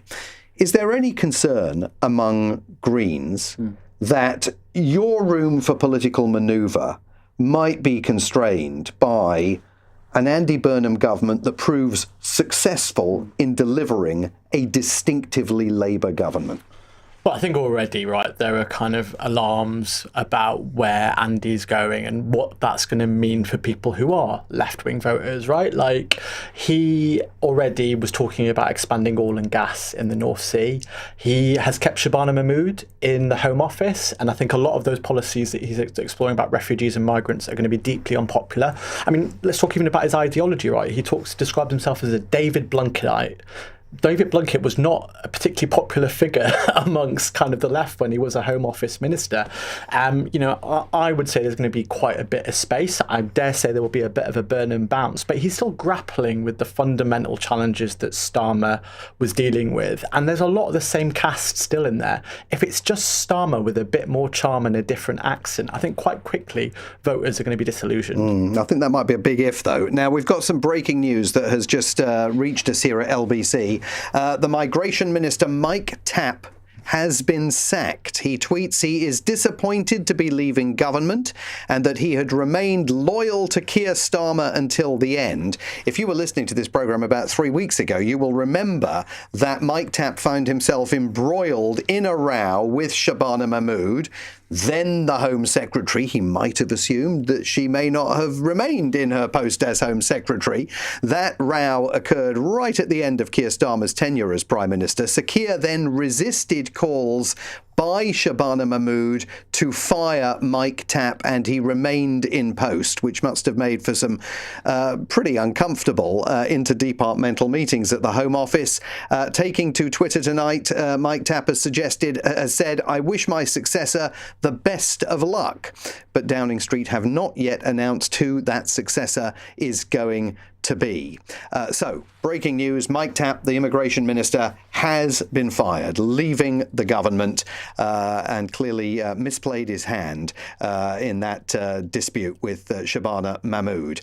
Let's take our next question, which comes on the phone lines from Martin in Shrewsbury. Martin, good evening to you. What would you like to ask the panel? Oh, hi, Simon. I read something today or the other day that the gap between rich and poor is the widest now for about 8 years, going on 8 years. And, we're talking about how we're going to cost all these things, how's Andy Burnham going to cost these things? Well, I think, for example, the defence budget doesn't necessarily all have to come from welfare social security cuts, does it? The money can come from, taxing the multinational corporations, the energy companies, the high techs, the banks, multimillionaires and billionaires. In other words, those with the broadest shoulders and have been overlooked. We don't have to squeeze any more taxes from the hardworking middle or working classes. Yes, there would be some flight of capital by some individuals, but there's a group of multimillionaires, the patriotic millionaires, willing to pay more tax. They're absolutely willing to pay more tax. Implementing a 1% tax on wealth over 10 million and 2% over 1 billion raises 14.8 billion per year. Aligning rates of capital gains tax, currently the lowest in the G7, raises an additional minimum 12 billion per year. And I know that Andy Burnham has raised this thing about capital gains. I'll be interested to see if he's going to implement it. And I just wanted to hear what the panel think about that. OK, Martin, thanks very much indeed. Martin in Shrewsbury basically suggesting it's time for a wealth tax. And what we're going to do is we're going to park that question there because it's coming up to be time for the news headlines. And then after the news headlines, we will spend some time debating the pros and cons of a wealth tax. It's Cross Question on LBC at exactly 8:30. The news headlines come from Daryl Jackson. Iran's top joint military commands warn that Donald Trump's repeated threats will only lead to the expansion of war in the region and beyond. Earlier, Donald Trump promised to bomb a bridge or power plant for every Iranian attack on ships in the Strait of Hormuz. The widow of PC Andrew Harper says it's deplorable 2 of his killers could be freed under the early release scheme. Andy Burnham has told LBC he will review the previous government's policy. And a former head of Southern Water has been charged with planning to fake water quality tests to avoid fines. Matthew Wright and 3 other people are facing allegations they tried to defraud the Environment Agency and the water regulator. LBC weather, light rain and drizzle in the north and east tonight. Staying dry in the southwest, lows of 8 degrees. LBC. Summer when you're a kid is the best, isn't it? Long days outside, not a care in the world. But for families facing poverty, it can be one of the hardest times of the year. School meals stop, childcare lands in your lap, the pressure builds. Bernardo's gets it. They're working alongside families with practical help to take some of that weight off. To find out more about their important work and how you can help, search Bernardo's. LBC supports this message. Powerball money's now £300 million. Behave. Someone's on a wind-up. It can't be real. Oh, it can. Play Powerball by 11:55pm this Wednesday on the National Lottery app. The jackpot's paid over 30 years, so it doesn't fry your brain. Estimated jackpot. Certain taxes may apply. Relevant rules apply. 18+. Get your own UK-based account manager, a beekeeper, for support with Pension Bee. Because when your pension is in a good place, you're in a good place. When investing, your capital is at risk. Hi, Nan. We're having a brilliant time. We went to a theme park and the rides were awesome. We got money off the entry tickets, so Dad even bought us all an ice cream with a flake. Probably not the best idea before going on a roller coaster. Sammy went green after. See you when we get home. Love, Leo. Enjoy great British summer savings, such as discounted entry to theme parks, soft play and more. Funded by the UK Government. Cross Question on LBC. Call 0345 6060 973. So, before the news, we spoke to Martin in Shrewsbury, who had called in with his question for the panel, which is whether it is time for Andy Burnham to consider implementing a wealth tax. Let's go around the table and see what everybody thinks of that. James Starkey, wealth tax or no? You're a former Conservative government advisor. I'm guessing it's a no. You guess right. It's a crazy idea. I mean, the person who asked the question literally said themselves, well, there'll be a bit of capital flight. There'll be a lot. I mean, Spain tried a wealth tax. I think they've ditched it now. It had big claims of billions. It raised less than 700 million euros. So I think, people with this, the difficult thing is people with lots of money, they're fluid. They'll move their money to other places. It doesn't raise a huge amount of money in the next step anyway. It's not the way to answer things. And I think we will look for increasingly desperate ways, because at the moment we have a huge deficit. We're taxing people more and more. The answer to everything is just to put more and more money into the NHS, into the welfare bill, which is ballooning, and no one's going to address the triple lock and all these kinds of things. And so we're going to look for these ideas, but there is literally no evidence that a wealth tax, as discussed, on these kind of huge assets will work. Natasha Devon. Well, I'm with Gary Stevenson on this, because you're talking about them moving their money to bank accounts or potentially them moving overseas. But you can't move land overseas. If we tax them on the assets that they own, and that's the issue that we have, and why the gap between poor and the assets will become wealthy. worth less, though. Fine. But the reason that we have this gap between wealthy and less wealthy is because the super wealthy are buying up all of the assets, and the middle and lower classes are getting poorer and poorer. So there's literally nothing left to squeeze. There is no more fat to trim. So we have to at least try it. I'm talking about land. I'm talking about the public services that they have bought up in huge quantities. The things that you literally cannot move abroad. And that, you think billionaires own public services? Yes. Like what? I don't understand that. Sorry. Yes. Like Thames Water, for example. Oh, like a public asset like Thames Water. Okay. Yeah. But so if the public wants Thames Water, they're going to have to buy out debt from private equity companies. It's going to cost them about £30 billion. I'm no friend of the water company. I was at DEFRA when I was working for Michael Gove, and went after the water companies. But it's quite complex. So Thames Water is an example of a failing one. Yes. And obviously there's been some news about Southern Water, which is the subject of legal action. So I won't comment on that. But the other companies that are viable companies, the public would have to buy them out. So where would that money come from? Well, okay, what about a land tax? Then that's one of the things that which is one of the things he's considering, is land value tax. Yeah, which means that people in London and the South East would pay more than they're currently paying through council tax, but people in the rest of the country would pay less. It would be a little bit of extra. Well, it is, because if you own land in London and the South East, you own an asset which is worth a lot more than people who own land in the rest of the country. This is going to raise a totally. So if you look at some of the land ideas, they're not totally. Council tax is not a fair thing. They haven't had revals since 1990. People's current property bans are based on 1991. I don't think any of us, no matter what party we're in, thinks that is a good way to run a tax system. So changing that is fine. I think that is, and there's different ways to do that. There are ways that I might think are less fair than you might think are more fair. But that's not a kind of wealth tax as in the way that the callers are. That's taxing on significant assets. That's quite different. But your position is, if I understand it, that yes, some wealthy people may leave, but others may be sufficiently patriotic that they stay.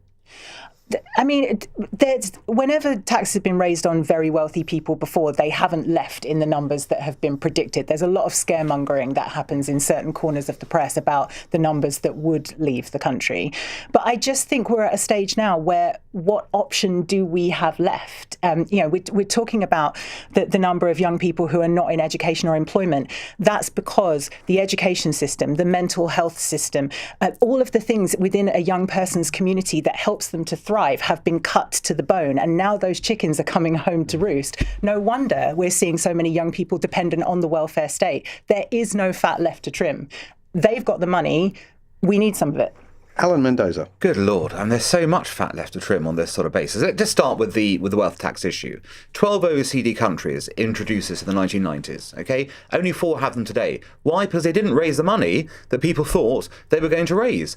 France, which loves this idea, this concept, gave it up about 10 years ago because they recognised that for all the predictions that were confidently mentioned by the caller, they never met them. Why? Because things just changed. People moved, they hid assets, whatever, did all these things. things, and they were able to get around it. Land values. People speak as if people in London, the South East, are rich. They're not rich. Most people happen to have spent a long time working hard to get their houses and things like that. Most people in London and the South East do not have spare money floating around. They live just according to their means. Yes, their houses are more expensive than places up in the north. They paid for them. They paid for those things, and they have very little spare money. You suddenly whack a tax on. What's going to happen? They have to sell their houses because they won't be able to afford to live there. They don't have the extra cash. Land values will plummet, and you will not get your money. It's really simple. It's basic economics, and that's fact. And what's extraordinary about this is that people keep on talking about this without any understanding of how economics actually works. It sounds brilliant in theory. Let's tax the rich, but practical experience. So forget about ideology. Practical experience tells us it does not deliver the consequences that you want. The only thing that does deliver the consequences you want is retooling your economy for growth, because growth is what lifts people out of poverty, and growth is what changes the dynamics of a country's underlying economics and enables you to pay for more things. Tax doesn't do that. Tax merely kills off your productivity and growth. What you want to do is have decent levels of tax, high levels of growth, and everyone benefiting from the spending that can then accrue from that growth. And that's where this government needs to head if it is serious about solving the economic problems of this country. Banali. I mean, the level of inequality in this country should be something that we're deeply embarrassed by. And one of the facts is that during the pandemic, most of us got poorer, but billionaires got so much richer. And the level of inequality in this country is something that a medieval lord could only have imagined. And actually, when we look at kind of the distorting power that these billionaires and now trillionaires have, the idea that we shouldn't be trying to bring back some of that wealth and ask some of those people who are making a lot of money off the back of other people's labour, right? Like lots of people work for Elon Musk and these billionaires. They're not seeing the same kind of fair share. In fact, lots of these kind of supply chains that make these people rich are incredibly exploitative. Just look at Bezos and Amazon. Some of the stories about people in those I say workhouses, right? It basically is those warehouses. And Bezos being that rich and people in those warehouses being But how would you that tax Bezos? How much tax do Amazon pay? Well, so look, I mean, one of the things that this government was talking about was a tax for big tech companies, right? Google, Amazon, Facebook. Donald Trump was threatening consequences for taxing those companies that are rampant, right? But actually, we should be asking those corporations to pay their fair share. I mean, there are a range of wealth taxes, right? Some of them work better than others. Norway has had a wealth tax for a long time that's worked relatively well. I will say more recently, it hasn't been. They've raised it and it's been less successful. But for a number of years, they had a tax rate of below 1% and it was working quite well. So I think the key thing is learning. I'd also say, we kind of say it's only raised €700 million. It's quite a decent stab to help with things. I think it would still in government terms. So, for example, today Andy Burnham spent about £700 million unfunded, and it didn't move anything because the markets looked at it and thought, we know you can get that on savings. It's not.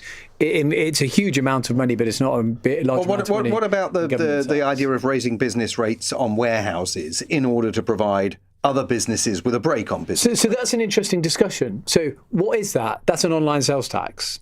So I'm not just to say that's by another name. It's also a tax on wealth, isn't it? It's where will the money go? Where will the money come from? The money will likely come from if I'm running a warehouse and it's delivering things around the country, and you charge me more tax, I'm going to add the tax to the products I'm selling out. So the tax will go to the public. So I imagine. I have no interest in this. I don't work with any companies related to it, but my guess is companies that have those warehouses will say, a bit like they did, if you remember when Trump started announcing tariffs, Amazon, before they slightly cozied up to him, said on their products, we've added some money to this because Trump's added a tariff to the country that it comes from. And that's probably what inherently inflationary. Yes. Natasha? This is an epic amount of unfairness that's happening in our society, and we're heading towards a stage where what we're going to see is poverty and gross amounts of wealth and nothing in between. And that's what society will look like. Something needs to happen. And I think this whole, there's nothing you can do. They'll find a loophole. They've got creative accountants. They'll move abroad. There must be some way to get a grip on these people. Growth. That's your answer. While we're having a tax debate, we should be having a growth debate. So every 1% growth, you get £15 billion. It's about Alan will probably know the figures better than me. Around £15 billion more income will come into the economy. So if you focus on delivering 3% of growth, you've got your money for your crucial services. Well, while we've been trying to solve that problem, there's more breaking news tonight about the government. Former Armed Forces Minister Al Carnes says he has declined to return to the government and will remain on the back benches. He resigned from the government, of course, last month over defence spending and the defence investment plan following John Healey, now the Chancellor, out of the door. Carnes says it is still this issue that has led him to reject the idea of returning to government. Writing on social media, he says, "I had a good conversation with the Chief Whip today where she offered me a return to government. After careful thought, I declined with respect and with thanks."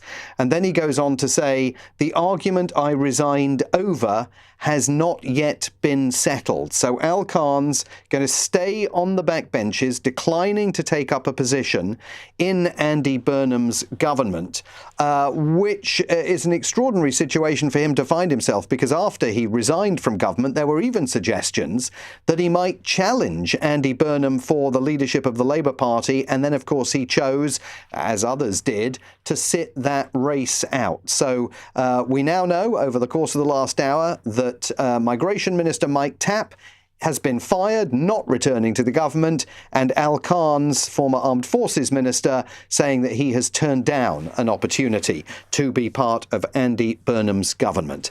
You're watching Cross Question on LBC, and we've got many more questions to come.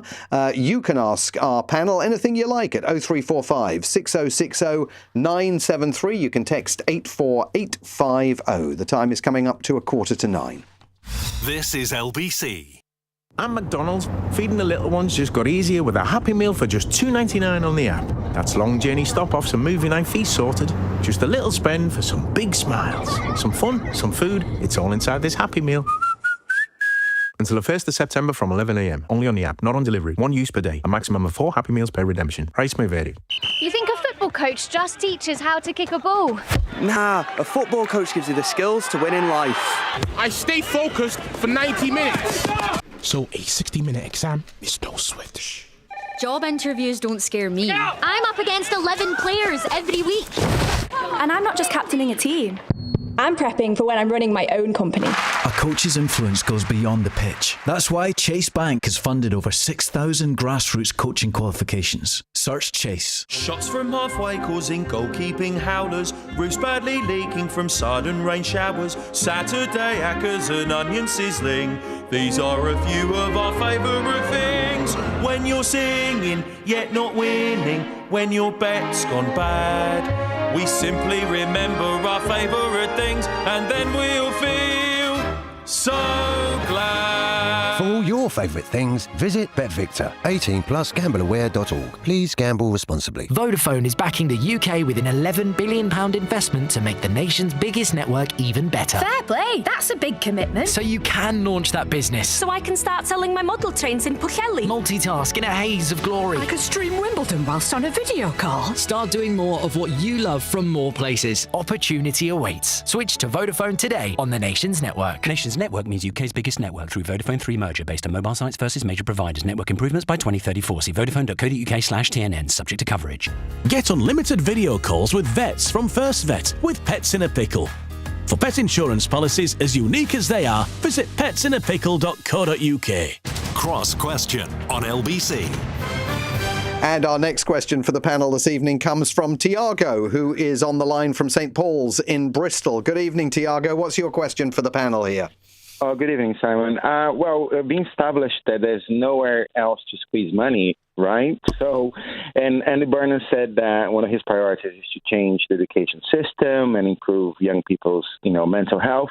So if you were to put funding aside, if the folks in the panel, they were, let's say, education king or queen for one day, and they could change one thing, like a no cost, low cost policy, or implement one thing, that would have like a big impact, what would it be? I'll be interested to hear. Tiago, thank you very much. And luckily, we have our own resident expert with us here tonight on that issue, and it is LBC's Natasha Devon. Well, so if you look at what Starmer's government did with the curriculum review, what they essentially tried to do was de-govify the curriculum. They have made the GCSEs less exam focused. What Gove did was take away a lot of the coursework, make a lot of a young person's education point at their performance on one day, increase testing across the board right from primary age, and also reduced focus and funding for things like sports, arts, things with a proven therapeutic value, and then we wondered why young people's mental health started to suffer. And the recent education curriculum review seems to be trying to reverse a lot of that. The big problem with it, and the reason that Bridget Phillipson was so unpopular, and Kemi Badenoch had that absolutely right when she brought it up at PMQs, that Bridget Phillipson was so unpopular amongst teachers was because they weren't given any resources and hardly any funding to do that. It was almost like Bridget Phillipson went, there you go, this is your task, get on with it. And I think and it's not an uncosted thing, but my answer to Tiago's question is, we have to put more focus on the teaching profession, because the levels of stress in teachers, it's cascading down to young people. Teachers don't have any time. They're not attracting enough new people to the profession. People are burning out and leaving early. So we need to make teaching a better job to do, better paid, and give teachers the kind of breathing space that they need to be able to give young people the individual attention that they need. And how much of that can be done absent available funding? It can't be. At all? I don't know. I mean, there's no reorganisation that can be done within existing budgets. I don't think so. I mean, they're giving teachers a 3% pay rise, but what they haven't told the public necessarily is that 1% of that the schools have to find themselves. So that will be taken away from the resources that the schools have to spend per pupil. There's no getting around this. You just have to throw some money at it sometimes. Alan Mendoza. Look, I'm not an education expert, so I don't purport to go in and say that I know what is happening on, schools across the country. What I can say is that as a parent, of course, observing where my children are and how they are being taught, I think what's interesting is that there clearly is a crunch in finance for schools. That is obvious. And both my older children are in state schools, and you can see that has been, it's been an effect on their education as a result of it. So that is real. It is real. What, though, I don't necessarily understand is, of course, there is still quite an enhanced budget for education in this country. So I'm puzzled again as in many cases in this country, how we actually spend the money. How do we spend money effectively, efficiently? I think a lot of the times, and this goes across departments, we don't do that well at all. We don't focus the money where it should be going, and we don't therefore look at how we can improve the yield, as it were, per pound spent, and do this in a sensible way. And I think we need to look at that very carefully, because clearly resources are finite, and therefore how we better use those resources are, of course, very key to this. Teachers do a great job, I think, in general as well. I think you can see they are worked very hard in that process. They do, though, have very good holidays as well. Of course, that is real in terms of the time they have off. But I think there's been a lot of stress from ideology in the educational system, and we need to get away from that and more towards, as you say, the sort of getting the most out of pupils and recognising that one size does not fit all. And that, of course, takes us ultimately to the question about whether we should be teaching people according to 19th century curriculum still, or whether we should be focused on contemporary future-based curriculums, including apprenticeships and such like. And I know, Natasha, you have thoughts on that. I do. I mean, I agree that the curriculum fundamentally, the one that they follow now was designed or was implemented in 1983, but it hasn't fundamentally changed for about a century. So it is quite archaic in many ways. I do think, though, that as much as I would like to see young people have more choice, and this is something we actually spoke about on my LBC show on Saturday, there should be more available options for young people in terms of apprenticeship and technical training.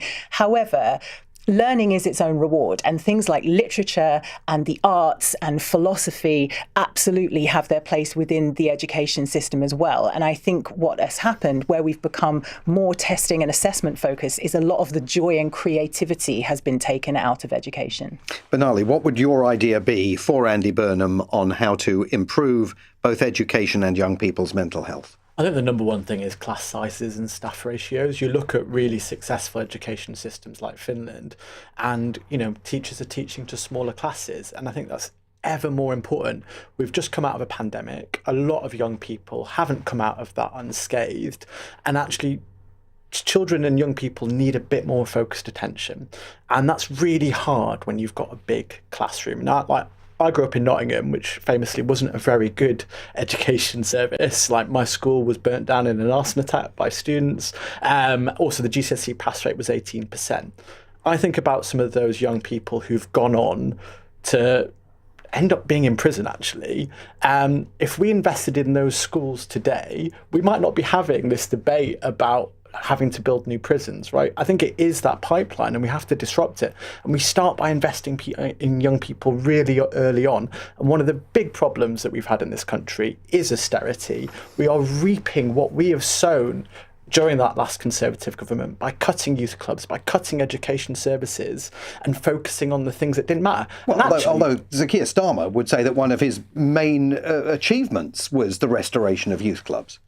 Well, I think, you look across London and we're nowhere back to the youth provision that we used to have. And, it's a small step forward after many, many steps backward under the last Conservative government. And equally, there's a lot of vanity projects under the last Conservative government that this Labour government haven't unpicked. Free schools were not a success. Academisation has to look at some of the academies in Hackney, where instead of educating kids, they were brutalising kids. It's public record now.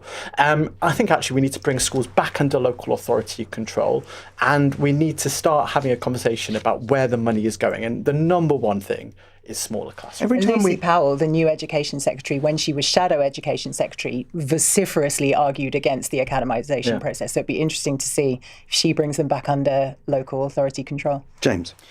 I think one thing is the country's obsession with universities. I mean, my partner is German, and it's much more respectable to go into a vocational role there. I think there's a cultural aspect. I was born in 1981. I'm a child of the 90s, and there was that kind of, you just have to go to uni regardless of whether it fits for you. Neither of my brothers went to uni, and they probably both earn more than me, and they're both younger than me. So they made the right decision. So I think there's this kind of cultural obsession that needs to be addressed. I think on the mental health issue, I don't know. I look at it now. I've got 2 teenage daughters, and they have a counsellor in school. It's something I didn't have access to. So there definitely has, I think, been some improvements. I'm not the person to talk. I got basically booted out of school at 16. Had to retake my GCSE, so I'm probably not a poster boy for education. But I do think that kind of obsession. I mean, just on a skills thing, the one thing that worries me as an employer when I look at, as I said, I've got going into GCSEs next year, is AI skills. And this is not a mental health thing, but we really need, we're going to talk about NEETs over the coming months. Andy Burnham, I think, is going to be very focused on that. And on that, I hope he does well, in particular. And I kind of worry about where our schooling's at in terms of preparing people for that new workplace. And that is coming very, very quickly. And if there's one thing on mental health, I'll say is this. I've had issues, time off work, is being in work is something that's definitely helped me at times. So every time we have a conversation about schooling, someone on the panel says their school was burnt down by arsonists. Really? And my school was burnt down by arsonists. And then last time we did it, I had all sorts of texts coming in from listeners trying to guess which of the numerous schools have apparently been burnt down by arsonists I went to. I've got to dig into this for there's a whole other story there. Before we get to the fun question of the night, quick round the table for our final non-fun question of the night, which comes from Peter, who says, how should the UK react if President Trump does follow through on his threat and target bridges and power plants in Iran? What should the UK do? Earlier on the programme, we had Jeremy Corbyn saying that Ed Miliband absolutely needs to convey to Marco Rubio that the US under no circumstances is going to allow the UK is under no circumstances going to allow the US to continue using air bases in the UK from which to launch strikes on Iran. Benali, your view? I mean, that's what Spain's done. And, ultimately we talk about all the things that we've hoped for today, and the psychopath in America behaving like he is in Iran is one of the biggest threats. The Strait of Hormuz, oil prices, this could be an economic shock that breaks a lot of our hopes. And to be honest, this government has humiliated itself at the feet of Trump. Actually, I think it's time to kind of actually push back and say, we're not going to enable these attacks anymore, and we're going to kind of take a stronger stance. Alan Mendoza? Well, firstly, can we just disabuse this nonsense that somehow attacking power plants and bridges is an automatic war crime? It's not. If those power plants and bridges have military applicability, it's explicitly not a war crime. So before we go any further, we have to understand what potential targets there are and whether they do have military applicability. And if they do have military applicability, we should be waving the planes off. Right, but you can already argue that the United States has committed a war crime in Iran by attacking the school in Manab, killing 168 school children on the first day of the war. And there's been absolutely no evidence presented whatsoever that that was a legitimate military target. So firstly, that's the claim. They need to come up with the evidence if they want to sort of be taken seriously on that subject. But just to come back to this, again, a lot of stuff is banded around, explicitly saying, oh, this is a war crime, this is genocide. That most people don't have a clue what they're talking about when they make those statements. But the UN Human Rights Chief has said that if he goes ahead with this threat, indiscriminately to attack bridges and power plants, that could lead to war crimes accusations being made against him. But is he going to indiscriminately do it? That's a big question. And the UN Human Rights Chief should have his own house in order, judging by the people who are on the UN Human Rights Committee. So do me a favour, the idea these people are lecturing anyone, given they've got some of the world's worst abusers on their committee, tells you that they're not the right people to be approaching here. So the key thing is not to be indiscriminate, but of course to be, if you're going to target such things, to make sure you have the military targets in place so you can justify it. Natasha Devon. I agree with everything Benali said. James Starkey. I think, we get into this debate. I mean, Iran are the ones who are flying missiles around the Middle East. I mean, I don't think they know where they're going, to be honest.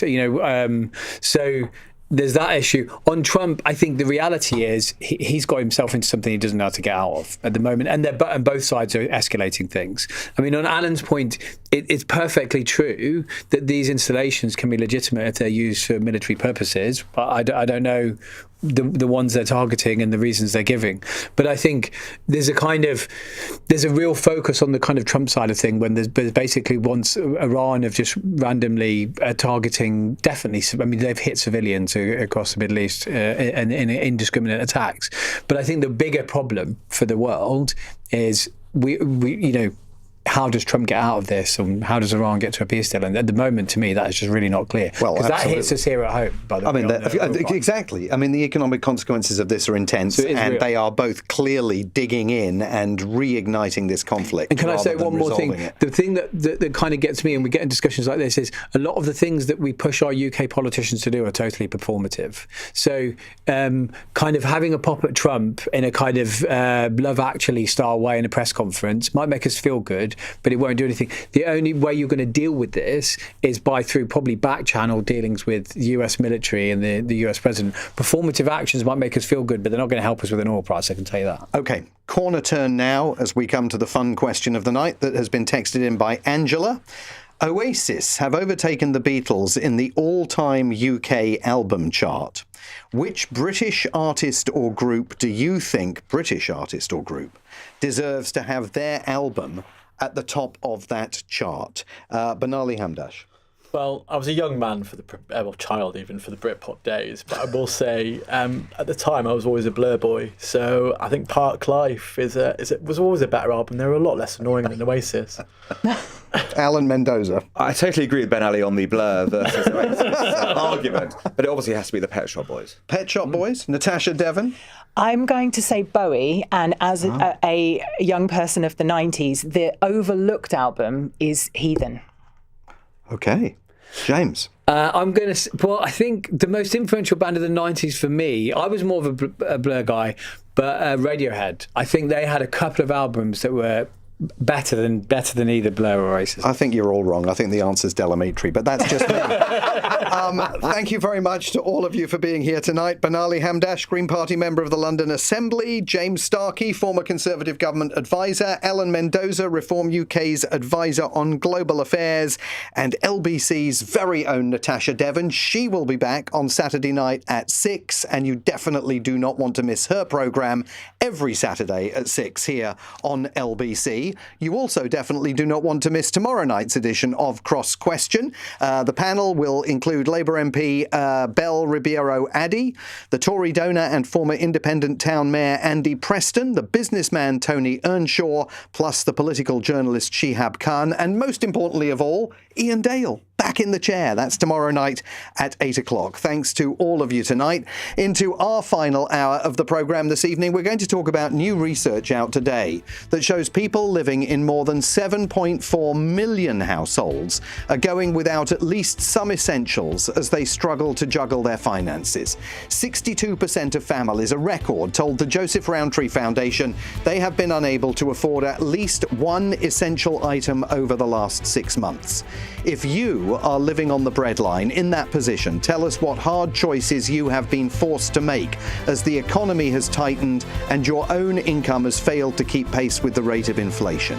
If you work with people on the breadline, what are you seeing on the front lines, and what message do you want the country to know about the reality of poverty across the UK? On your radio, on the LBC app, and Play LBC. leading Britain's conversation. This is LBC. From Global's newsroom, Iran's foreign minister says any aggression against Iran, including their infrastructure, will compel a powerful and decisive response. It's after Donald Trump earlier warned the US will destroy a bridge or power plant for each Iranian attack on ships in the Strait of Hormuz. The warning came after 11 nights in a row of American strikes on Iran. Jeremy Corbyn, parliamentary leader of your party and former Labour leader, told LBC he doesn't know what the point of the war is. It has cost the lives of a lot of people in Iran. It's made the whole region very, very dangerous. It's shoved up oil prices all over the world. It's caused an economic problem in Europe, Far East, and all over the world. Sadly, Keir Starmer allowed the Trump administration to use British bases as a takeoff point to bomb Iran. Immigration Minister Mike Tapp says he's no longer a member of the government. He says he's disappointed but has no regrets about remaining loyal to Sir Keir Starmer. Last month, there were calls for him to be fired, with the Home Secretary accusing him of breaking the ministerial code. Meanwhile, Al Khan's says he has declined to return to the government and will remain on the backbenches. The former Armed Forces Minister resigned in June over defence spending. The widow of PC Andrew Harper says the possibility of his killers could be released early from prison is deplorable. Andy Burnham says he will review the previous government's policy, which could see them freed halfway through their sentences. The early prisoner release scheme is designed to tackle overcrowding in prisons. Deputy National Chair of the Police Federation of England and Wales, Brian Booth, told LBC there could be serious consequences. My colleagues tonight, over the next few days, will be strapping on the uniform again, going out, doing the brave deeds, thinking, am I going to get the support I need if I take them brave steps forward, or should I just step back a bit? That's a dangerous situation for this country, and we cannot afford this. It's a disgusting decision. And the company behind ChatGPT's revealed one of its AI tools managed to hack into another artificial intelligence company last week. It went rogue as it was being tested in a controlled environment. An investigation is underway. In the city, the FTSE 100's closed up 131 points at 10,716. The pound buys $1.33 and €1.17.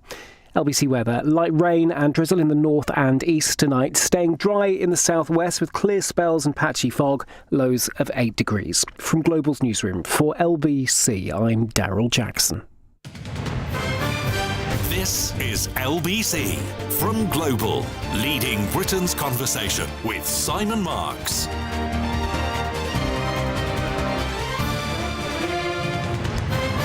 And I'm in for Ian Dale for one more hour tonight. He will be back in this chair tomorrow. And for the next hour, we're going to talk about new research out today that really underscores the plight in which we find ourselves as a nation and the challenges that lie ahead for the new Prime Minister. New research published today by the Joseph Rowntree Foundation, an independent social change organisation working to accelerate the transition to a more equitable future, found that journey is becoming even more complicated. We often talk over Christmas about households having to choose between heating and eating. Well, over the last 6 months, 62% of British families say they have been unable to purchase at least one essential item as they struggle to balance their income against their expenses. Almost half of those people surveyed said they had either skipped a meal or cut portion sizes in an effort to save money. Alfie Sterling is economist and director of policy at the Joseph Rowntree Foundation. We do this survey. We started it in the cost of living crisis just following the pandemic, so 4.5 years ago. We conduct the same study twice a year. So that's 9 times now over the last 4.5 years. What we found in May and June, which is the most recent study, was that the number of people who are going without essential items, that's things like having enough food, having appropriate clothing, basic toiletries, hot water, people that are not having those things, has now risen to the highest levels on record.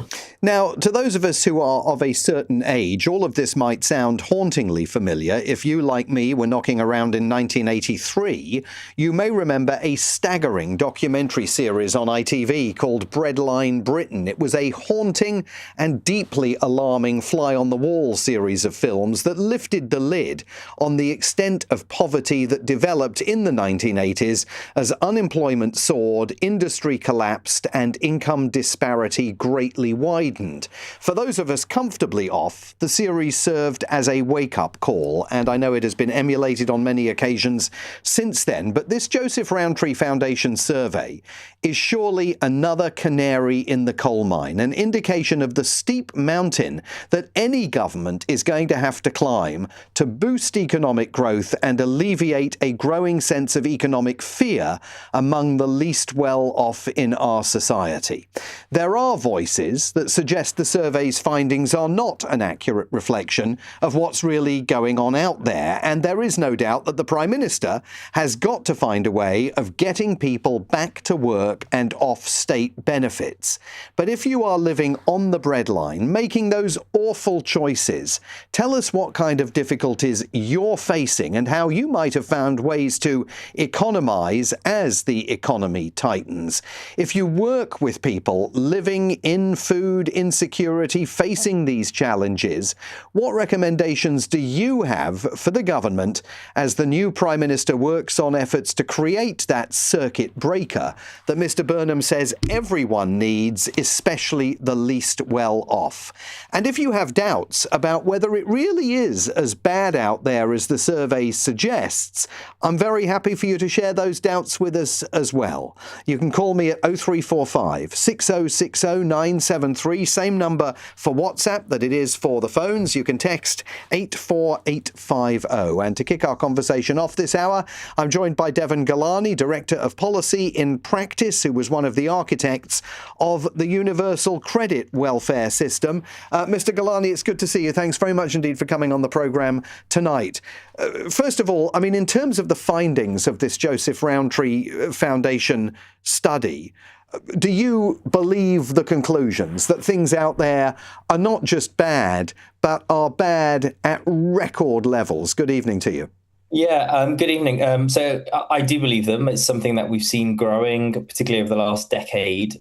Things have been difficult for a really long time for a lot of people, particularly those on the lowest income. So I think a lot of people have been protected and shielded from some of these challenges, particularly if you've been able to stay in work. But what the numbers show is that if we talk about two numbers, really, the number of households in poverty, which I think people do challenge because it's a measure, it's a line, it's your relative income relative to other people. So if more people become better off, then more people can be in poverty. People challenge that. But I think what this study says, and it's really important, is that half of those people who are in poverty are genuinely struggling to make those pay their bills effectively from month to month. You talked about heating and eating, but it's also things like council tax. It's also things like fuel to get around, we heard about bus fares being capped today, which I think will come as a welcome relief, but it's also being able to just take part in society. And I think for a lot of people, losing out on some of those essentials, one, it just makes life a little bit less bearable. I think doing things to kind of make life more bearable, more enjoyable for people is just something we should be doing, but also has real consequences. So particularly if you think about families with children, if they are going to school hungry, it has implications for their ability to learn. It has implications for other children in their classroom as well, because it can have knock-on impacts and implications.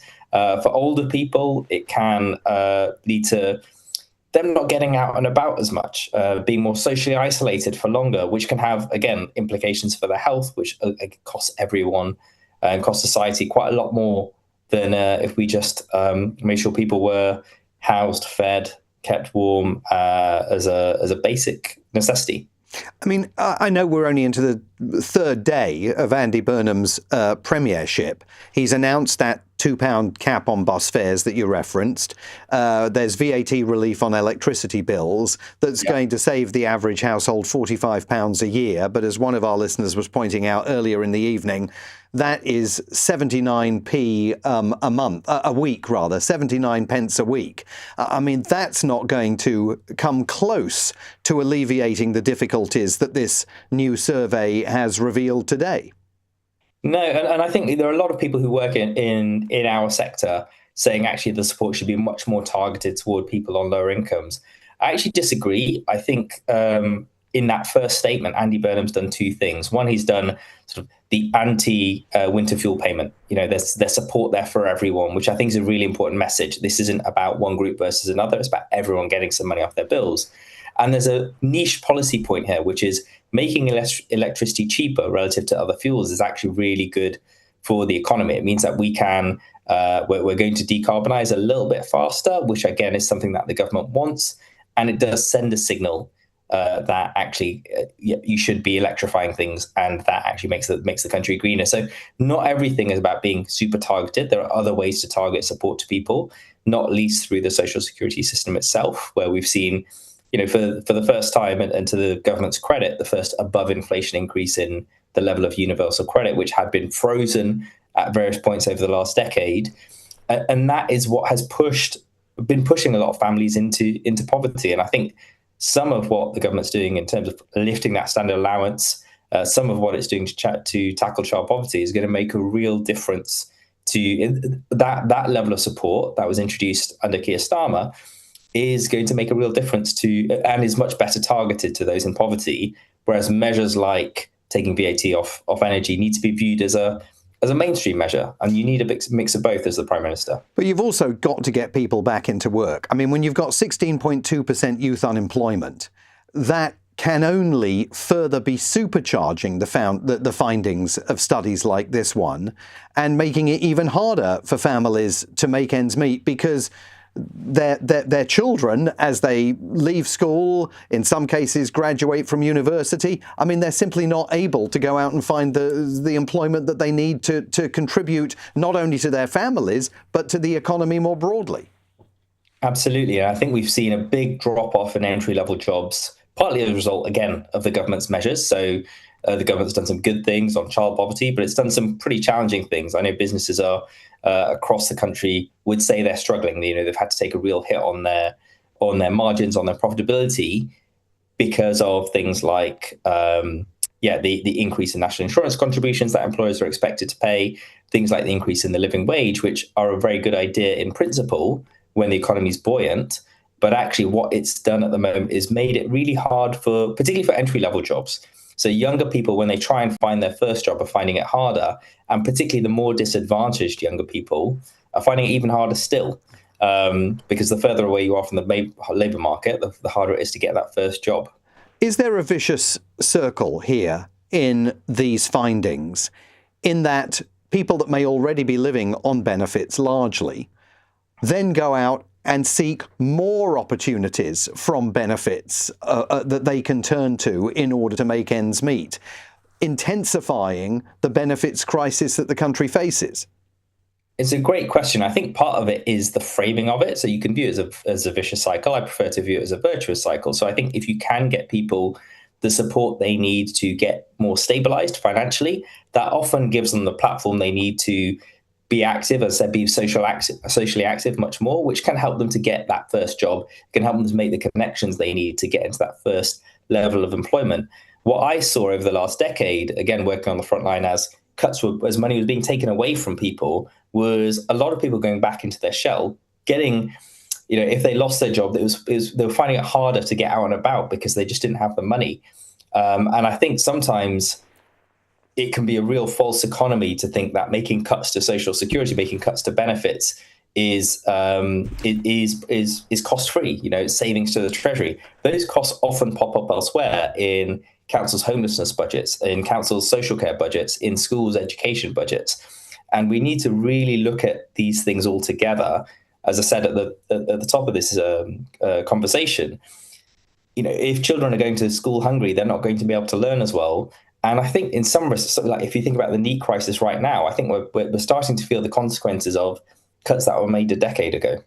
And some of our listeners question the findings of surveys like this one that came out today from the Joseph Rowntree Foundation. Mark has texted in to say they can't afford at least one essential because they're all gambling, betting, purchasing scratch cards, and funnily enough are still able to go on endless holidays. What do you say to listeners who question the choices that people are making themselves as they face financial hardship that results from income not keeping up with expenses?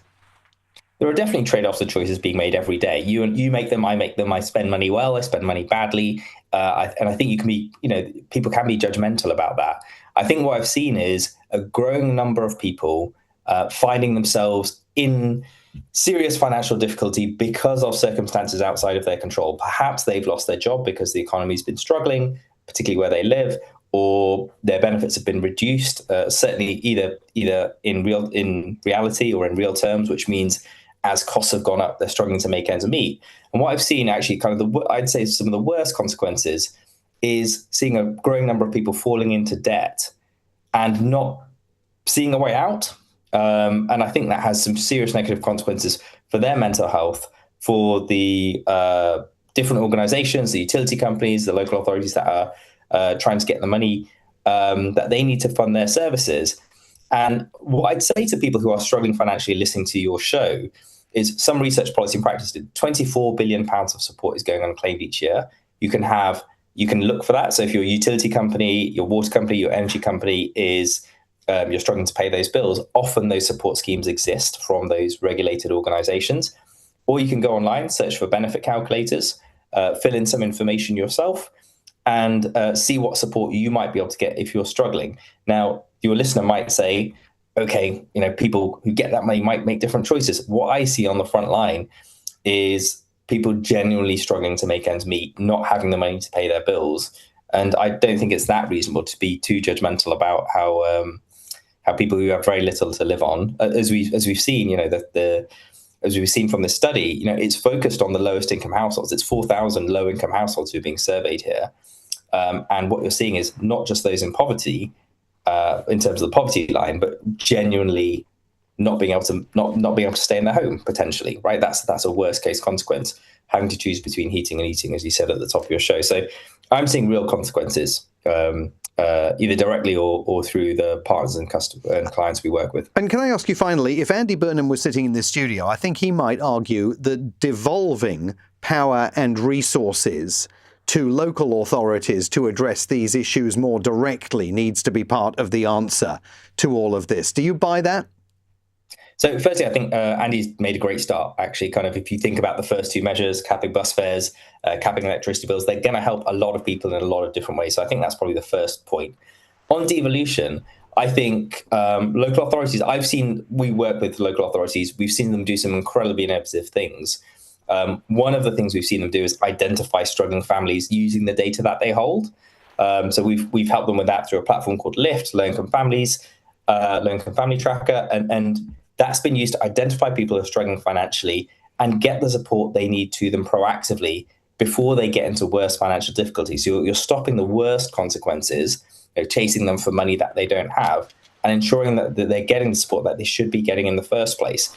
So I'm seeing local authorities innovate, but I do get to see some of the, we tend to work with the better ones, I would argue. So we tend to work with those ones that are innovating, using information intelligently. I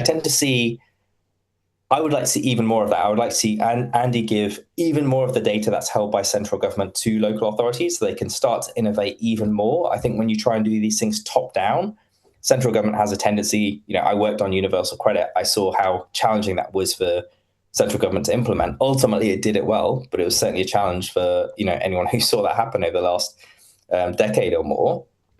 I've seen local authorities get things wrong sometimes, but actually on the whole, really innovate and really be closer to the residents that they're trying to support and the residents that they're trying to serve. So I would say probably more power to them. Devon Gilani, thanks so much for joining us on the programme tonight. Devon Gilani is Director of Policy in Practice, and as he was just saying there, he was one of the architects of the Universal Credit Welfare System. So now it is over to you. How concerned are you by the findings of this Joseph Rowntree report on income disparity and poverty, and the fact that 62% of families say that they are going without at least one essential in order to try and make ends meet? What do you want the government to do about it? Or do you question the outcome of this survey? You can call me at 0345 6060 973. Tell me your story of trying to make ends meet. If you work with people on the breadline, what are you seeing in the local communities that you serve? Or if you're sceptical about all of this, I'm open to hearing from you as well. You can text 84850. It's 23 minutes past 9. Ben Kentish from 10 p.m. Andy Burnham says he'll review the prison's early release scheme after it emerges that the killers of a police officer will have their term cut short. But is there any alternative to fixing our broken prison system? And if so, what is it? Plus, we'll look at fears over the AI model gone rogue. And talking of rogue, more on Donald Trump's plan to put controversial FIFA president Gianni Infantino in charge of the UN. Ben Kentish from 10 p.m. Listen on our free Global Player app or the LBC app. Guys, gals and non-binary pals, we're Copperfield, the breast cancer awareness charity. This is your reminder to check your chest. Learn how at copperfield.org. Us kids are mesmerised by the mundane, entranced by the everyday. Where grown-ups see a snail, we see a slippery shelled beast from the undergrowth. But around 1 in 5 young children have a sight condition that can get in the way of all that wonder. The good news is, if these are found early, they can be managed or corrected. So book your child a free eye test at Specsavers today. Find out more at specsavers.co.uk/kids tests. At PensionBee, we believe that when your pension is in a good place, you're in a good place. Download the app or go to pensionbee.com and be pension confident when investing your capital is at risk. Ever notice how some things are just standard? Traffic on the M4, standard. Meetings that could have been an email, standard. But at Aon, our cars are driving the new standard. The new Aon V has rapid charging, standard. Panoramic glass roof, standard. 8 years servicing, 8 years MOT, 8 years roadside assistance, and up to 8 years warranty. Also standard, thanks to our great 8 promise.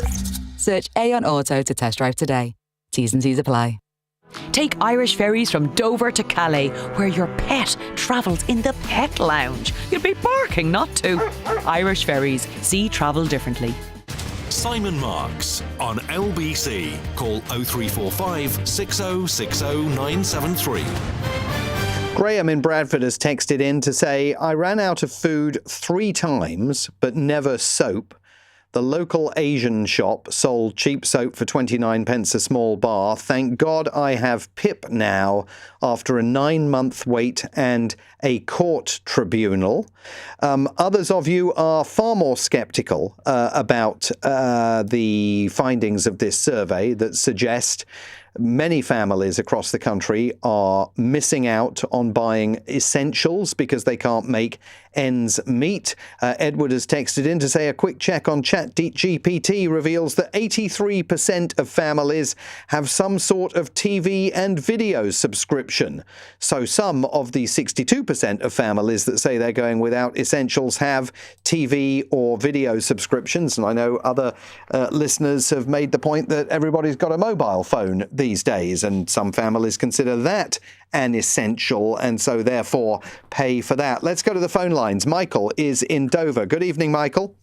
Good evening. I was reading recently that the school holiday food vouchers that was promoted or campaigned for by, was it Rushford, the footballer? I understand that they're being stopped now, yet the government are promoting discounts to theme parks.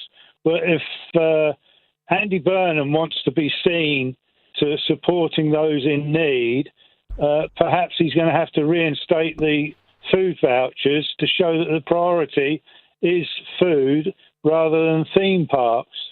Well, that's a very interesting point that you make there, Michael, because that certainly would emphasise the focus on the essentials and making sure that those are covered. And it might help push back through sort of legislative means on the notion that many people have that those people who claim they are going without the essentials actually, in some cases, are spending the money on items that they probably would not be best advised to be spending that money on. True. Do you believe the outcome of this research, or are you sceptical about it? I think research is a bit like statistics, isn't it? You can prove anything if you want to. But what do you see in Dover? I mean, do you see widening income disparity and people facing genuine difficulties in growing numbers? I think there are people that are really genuinely struggling. I think the point you make about people having TV subscriptions and mobile phones is a valid one. And the number of people that go for tattoos these days. I mean, I don't know what a tattoo costs, but it's an expense that isn't essential. And I think it's a question of what people really, truly want to prioritise. And 3 days in to Andy Burnham, what's your view on how he's getting on in terms of at least trying to restore a bit of hope and optimism in the country? I've never been a supporter of Labour. I'll state that now. And I'm very sceptical as to what Andy Burnham is going to do and how he achieves it. I think we're in for a rough ride over the next few years till the next general election. And where does your scepticism come from? Why are you sceptical? Well, I feel that the Labour Party, initially, when it was formed in early 1900s, brilliant. They did great things for the working man. I think since then, the Labour Party tend to get embroiled in their ideology, and pragmatism goes out the window.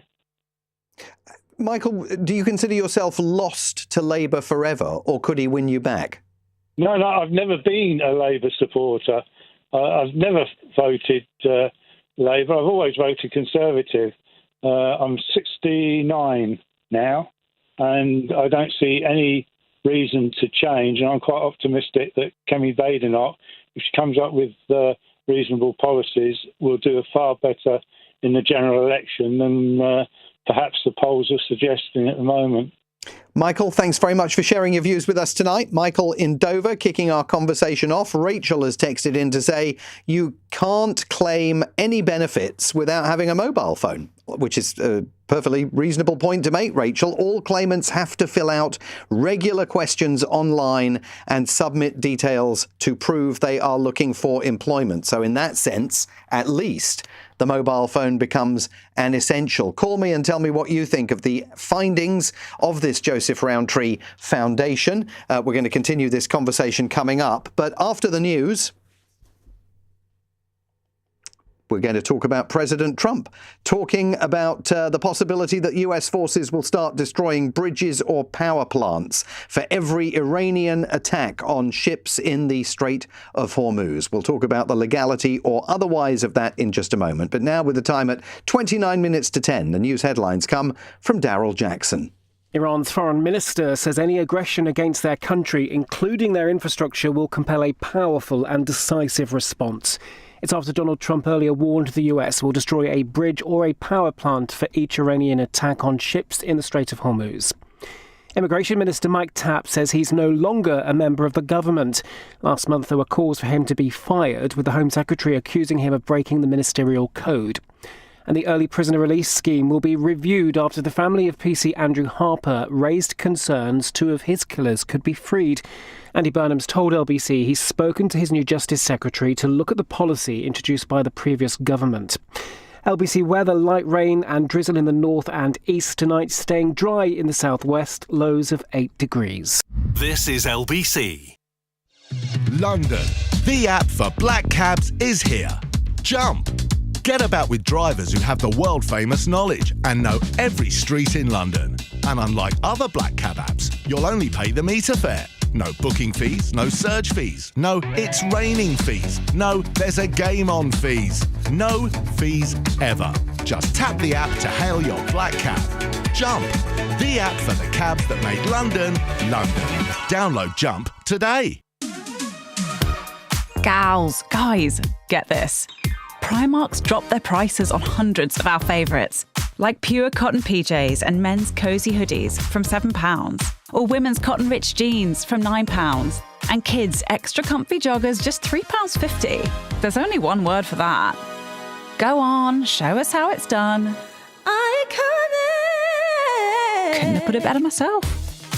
Iconic value like never before at Primark. What you're hearing is real. The aliens have landed and they have something to say. Take us to your dealer. Just 0.9% APR on every new Mini. They just want to go to a mini retailer. Mini.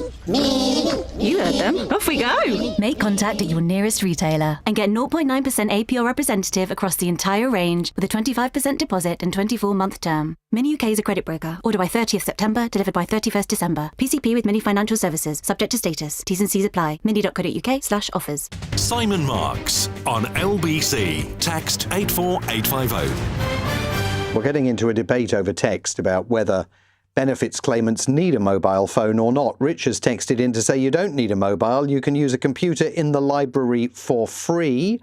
Ellis has texted in to say there needs to be wealth distribution so that people can live and not just exist. We're talking about the outcome of the latest survey by the Joseph Rowntree Foundation that shows record numbers of families across the UK are going without at least one essential over the course of the last 6 months as they struggle to make ends meet, and how the government can go about addressing that crisis. You can join the conversation at 0345 6060 973. It's the same number for WhatsApp that it is for the phones. You can text 84850. And if you are living on the breadline and have had to make those hard choices, it'd be great if you called in and told us your story. You do not have to use your real name. I realise it may be difficult to talk about some of these issues, but we would be very pleased to hear from you nonetheless. We'll come back to that conversation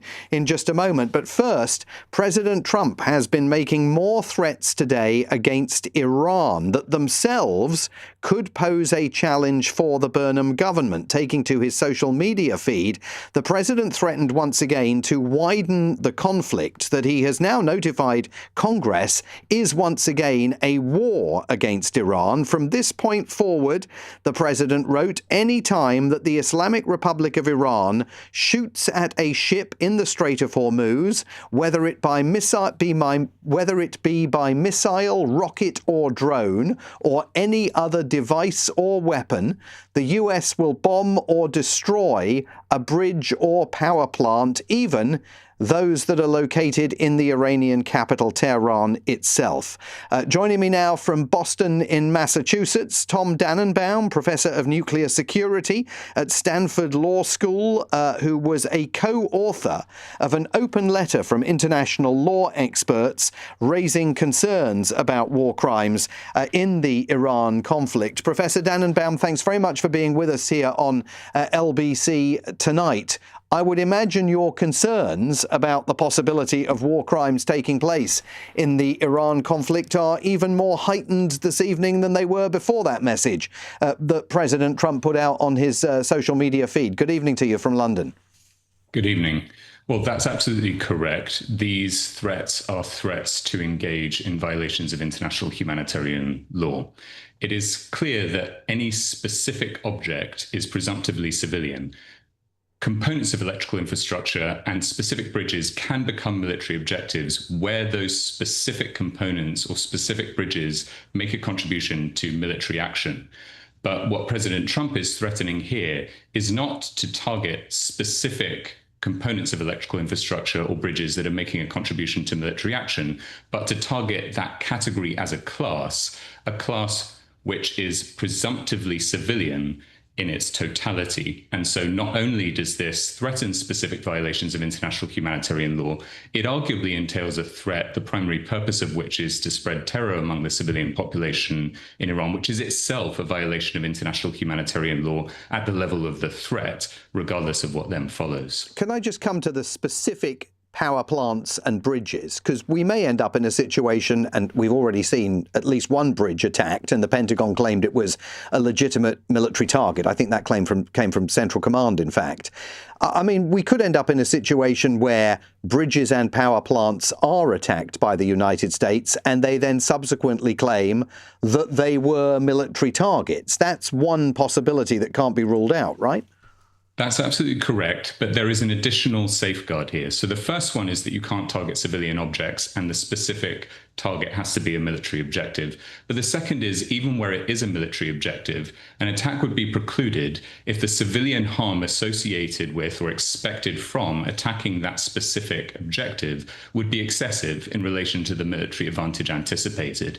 And as attacks on these kinds of components of critical infrastructure expand, the degree of damage to civilians, whether it's through undermining electrical power to medical facilities, desalination or sanitation facilities, or to refrigeration for food, accelerates or gets greater, and therefore makes it less likely that that could plausibly comply with this requirement of proportionality. And it's for precisely that reason that the International Criminal Court issued arrest warrants for 4 senior Russian military commanders specifically for attacks on Ukrainian electrical infrastructure. And they did that on 2 grounds. One, that some of these were civilian objects, but the other was that even where those specific components were military objectives, the effect on the civilian population was excessive, the attacks were disproportionate, and therefore they were war crimes that could underpin ICC arrest warrants for those 4 Russian commanders. I'm glad you mentioned desalination plants, because there have been Iranian attacks reported on desalination plants in neighboring countries, allies of the United States, some of them, and that puts the Iranians in the frame for facing accusations of war crimes themselves, doesn't it? Absolutely. And desalination plants have a heightened status because, as I mentioned before, all objects are presumptively civilian until they make an effective contribution to military action. But there are certain kinds of objects, termed in the law objects indispensable to survival, critical components of water infrastructure being precisely such an object, that have heightened protections such that the threshold at which they can become military objectives is even higher. And there are clear reasons to believe that these are violations of international humanitarian law as well. And in broader terms, the conflict appears not only almost fully to have been reignited, but it now appears to be spiraling. I mean, there is no indication that there's any negotiations meaningfully taking place, although we know some talks have continued to occur behind the scene. President Trump has publicly declared the ceasefire, the Memorandum of Understanding, dead. The White House has notified Congress that the war is back on. How bad do you think this situation is going to get, especially given the economic impacts of the continued threat to the Strait of Hormuz on the new government here in the UK being led by Andy Burnham, who, like Keir Starmer before him, desperately needs an economic break? The implications of this conflict beyond the specific theatre of war are profound, and they're profound in multiple different directions. There are the global economic impacts. There are also the impacts on the transfer of fertilizer and the viability of food production, including in countries that could face severe food insecurity as a result of this. So the implications of this conflict are severe and broad-based, and there is obviously an imperative to bring it to an end as soon as possible. And one component that's relevant to what we were discussing earlier is the threat that Trump made was in part a threat that if you violate international humanitarian law, we'll violate international humanitarian law back. That's known as a reprisal. And reprisals are prohibited for two reasons. First, because it entails inflicting punishment on a civilian population that isn't responsible for the initial violation. But secondly, because reprisals almost inevitably lead to spirals of escalation because each side identifies the violations of the other and is far less likely to identify its own violations. And so you get into these spirals of escalating violations, which is precisely why that's not a legal response to an illegal act by an adversary. And I was saying at the beginning of the beginning of our interview, that you were one of the co-authors of that open letter from international legal experts who raised concerns about war crimes early in this conflict. Does it feel as though you're just kind of screaming into the void, that you can write these letters, but they don't ultimately have any practical impact either on the American or the Iranian governments? We're certainly in a moment where the language of international law is being disparaged and where it's being ignored by some of the most powerful actors in the system. In response to that, I don't think that the correct reaction is to capitulate and say, okay, this is a domain of power. What use is invoking law in response here? I think law is the most powerful focal point around which to mobilize collectively in response to these kinds of acts, and mobilize collectively across lines of political division, across lines of national division, to say these are the red lines to which we've all agreed, and these violations render the conduct of the party to the conflict that's engaged in them illegitimate and demand a collective response. And can I ask you finally, in legal terms, how much jeopardy might the UK find itself be facing if attacks on Iran by American fighter jets that are later deemed to have been war crimes originated from bases on UK soil? So there are mechanisms in international law, both at the level of state responsibility and at the level of individual responsibility, to hold actors accountable on a basis of complicity. That requires making a substantial contribution to the violation and at least knowing that that violation was going to occur as a result of that contribution. And so the key question would be, how profound is the contribution that the UK is making, or that specific individual officials within the UK are making? And how much did they know at the time of making that contribution about the implications of that contribution and the kinds of actions that were going to occur as a result? But there is precedent in international law for holding persons accountable for their contributions to the violations of other actors. To take one concrete example, the former president of Liberia, Charles Taylor, was ultimately convicted by the Special Court of Sierra Leone for contributions to the Revolutionary United Front in that context, including, for example, providing arms and encouraging their activity, even though he wasn't held liable as a principal perpetrator of the crimes that they committed. So tonight here in London, do you think that Andy Burnham, the new Prime Minister, and Ed Miliband, who's out in Asia at the ASEAN summit, do you think they should be worried about maintaining the status quo? They should absolutely be engaging in a full legal review of the nature of UK contributions to US actions in this conflict, and making a determination based on that legal analysis of what kinds of restrictions they need to place on US use of UK resources, including air bases. Professor Dannenbaum, I'm really grateful to you for joining the program tonight. That's Tom Dannenbaum, Professor of Law and Nuclear Security at Stanford Law School, one of the co-authors of an open letter from international law experts that raised concerns about war crimes in the Iran conflict when that conflict got underway.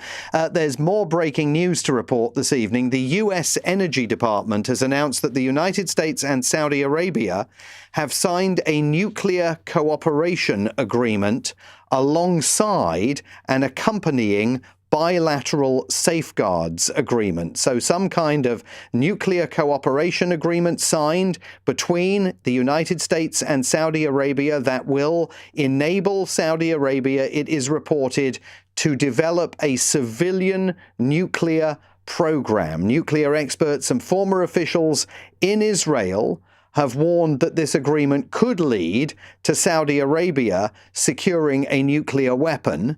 And that is obviously within the region, given that the whole idea of fighting the war on Iran is to make sure that Iran can never get a nuclear weapon, going to raise all sorts of fresh questions about the direction of travel that President Donald Trump is on in this war on Iran, saying Iran must absolutely never, ever, ever get its hands on a nuclear weapon. But now the US and Saudi Arabia signing an agreement, a nuclear cooperation agreement that could lead to the Kingdom of Saudi Arabia developing a military nuclear program. More on that throughout the evening and into tomorrow morning here on LBC. Coming up, more of your calls on Breadline Britain and the growing difficulty that a record number of households are having paying for essentials as they try to make income and expenses match. You can join that conversation at 0345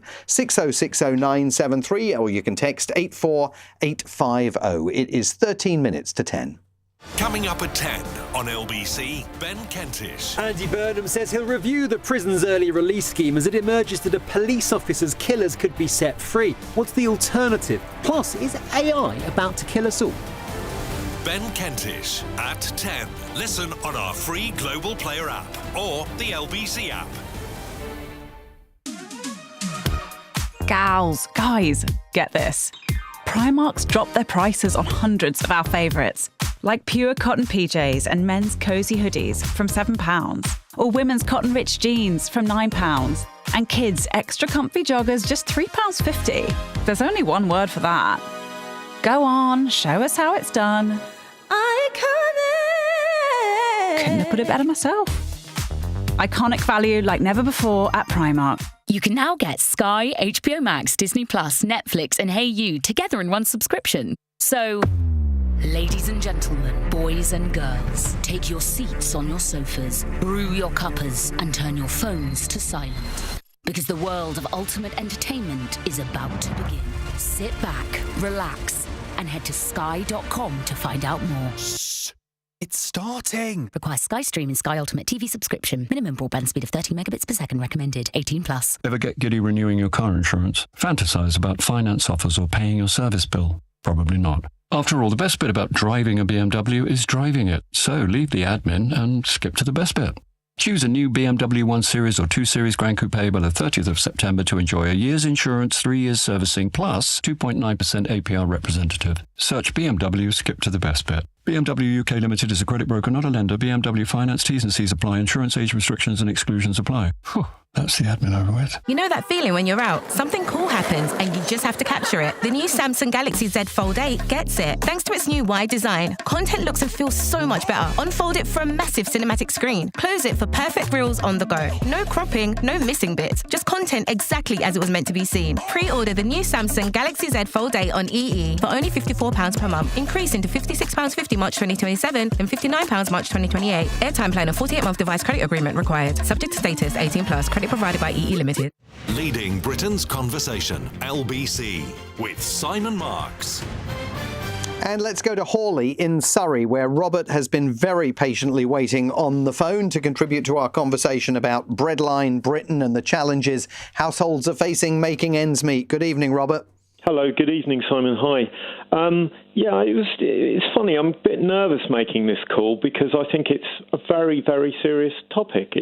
And I have a friend of mine who was working for a very state-of-the-art IT job in London, in the City of London, and she was, having to go to a food bank 2 years ago, despite working full-time and being on, rents are high in London, and she had a decent salary, but still was at a food bank. Just to give you a bit of context, I've been working hard for the last 10 years, certainly the last 6 years, very, very hard. Strangely, I'm still working. I've got some money coming in, but I lost my car for 6 months. I've just got it back. Not a serious offence, but I got a few points built up, and I lost my licence. But I'm pretty linear on my diet. I'm 6'1" and 13 stone. I'm not eating lobster, and I'm not eating caviar, and I'm not drinking. I'm drinking like a sparrow. But it is quite tight on food. If you want to eat healthy in this country, it's not. We're not being. I don't think we're being robbed blind by supermarkets at all. I don't think so. But with the cost of bills that we're facing, and I've had really diabolical problems with a gas company for 4 years. The Northern Ombudsman's ruling. Eventually, it's my bill has come crashing down, but it's 4 years. I would agree that survey is very, very accurate. That's the first thing I would say. The saying that people are having to go without one or two essentials, 62%. I would think that is absolutely believable. And there's quite a mountain of catch up for Andy and his team to do. Whatever you agree with their politics or not, I think the reality facing to turn things around to get this country very healthy again is quite big. Well, that's why I was saying at the beginning of the hour, Robert, that it's not just about Andy, it's about any government coming to power is going to have to deal with what is increasingly becoming a crisis for a growing number of people. And I think the point that you make about the fact that you don't even have to be necessarily one of the lowest income households in the country to be facing questions and challenges as you try to match your income with your expenditure and quickly find yourself potentially becoming overwhelmed by that challenge and simply not being able to meet it is a very real thing, as you were saying, for your friend living in London with a job. I mean, obviously, the extraordinary costs of having to live in London is challenging for all sorts of people. Well, yeah, absolutely. I mean, not everyone has time to make sandwiches in the morning. Not everyone wants to eat. Let's face it, not everyone wants to eat sandwiches for lunch. Some people have to eat a proper lunch. They're working really, really hard jobs. And, you will have to eat out sometimes, which is healthy and normal. No one wants to just sort of cook a meal, sit on the sofa 10 yards away. These are all good things, but I don't think this is insurmountable. I think that, this is a side effect from, I was putting it to your production team, for what I call a sort of absent few years, 2020 to 2024, before, you may not have liked Sir Keir Starmer or voted for him. It was a very, very low turnout.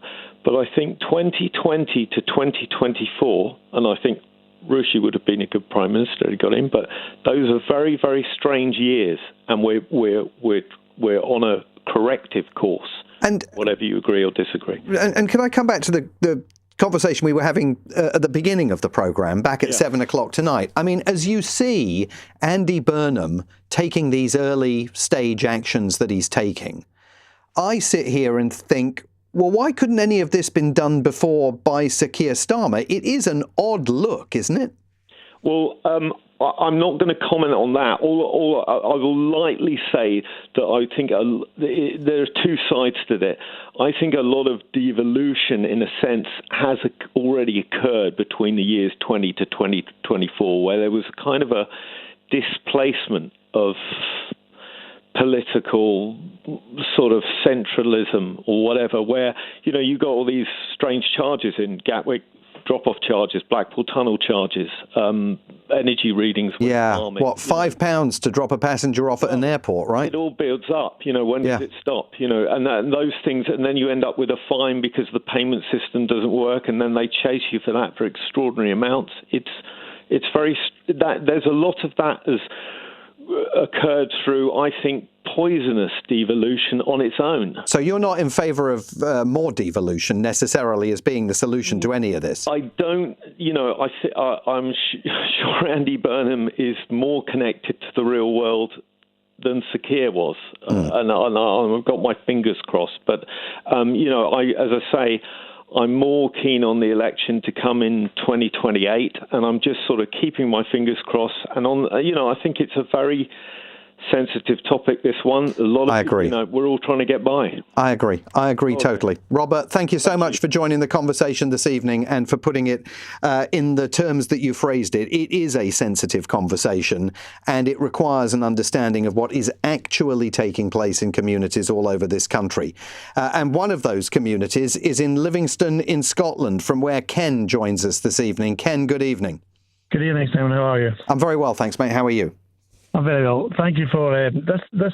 Thank you for doing this subject. I've listened to this a couple of times today, and I love this. I love, as probably your last caller was saying, this is very much a real situation. I work as a self-employed courier on various gig platforms, as they call it, not to bore people with details. But I live this every day where I cannot make enough money a week to survive. The net result has been that I go without days of one not eating or not eating properly or healthy. You sacrifice everything to try and just get by. I don't buy clothes. If I do buy clothes, it's only when absolutely completely necessary. A pair of shoes I've got on my feet are the cheapest of shoes I can buy, and as soon as they get a hole in them, I replace them. You try to keep because I've got to use my own car. You've got to look after that. You've got minimum spend on that, and it's all you try to keep your head above water. And this is a real. I lived in this real world where it doesn't matter. It's almost impossible to survive. You've got nothing at the end of the day. You feel worthless. It's an impossible situation. I've got to tell you that right now. Well, I was going to ask you, how that made you feel, and you've just answered that. You say you feel worthless, which, of course, you absolutely are not, and no one going through this is. What do you say, Ken, to the many listeners that have texted this programme tonight and others earlier in the day who say these people are just making the wrong choices. They're just buying the wrong things. They're putting money into the wrong areas, and they just need to take more responsibility for the way they're spending money. Well, I've got a mortgage, so my mortgage is third party. It's through what we call a third party lender, which was before the Liz Trust situation came in, was already high, because I didn't at that point, when I took the mortgage out many years ago, have the best of credit rating. So I got the third party lender, and that was escalated when Liz Trust came in. So all of a sudden now, I pay my mortgage every single day. I pay £70 a day to my mortgage in order to keep a roof over my head. So I'll say to people that are out there, come up to Scotland. I'll happily spend a day, 24 hours, 40 hours with you. I'll take you. I'll show you my life. I'll show you everything that I do, and you can then judge for yourself if this is real or not real. Ken, thanks very much indeed for joining the programme this evening and wrapping our conversation up. I wish you all the best. I understand how very challenging it is, and to hear you express that situation in the manner that you did, I think ought to help all of us understand that this really is a very real series of issues for many people across the country. Thanks for all of your calls and messages this evening. Ian will be back in this chair tomorrow from 7. If you missed any of tonight's show, you can listen back on our free Global Player app or the LBC app, where you can stay up to date with all the latest news, videos and opinions. Coming up at 1 here on LBC, it's Richard Spur. But right now, here's Ben Kentish. Simon, thank you very, very much indeed. Hello there, a very good evening. Welcome to Late Nights with Ben Kentish here on LBC. Tonight, it's a difficult situation, the pressure on prison places. But what I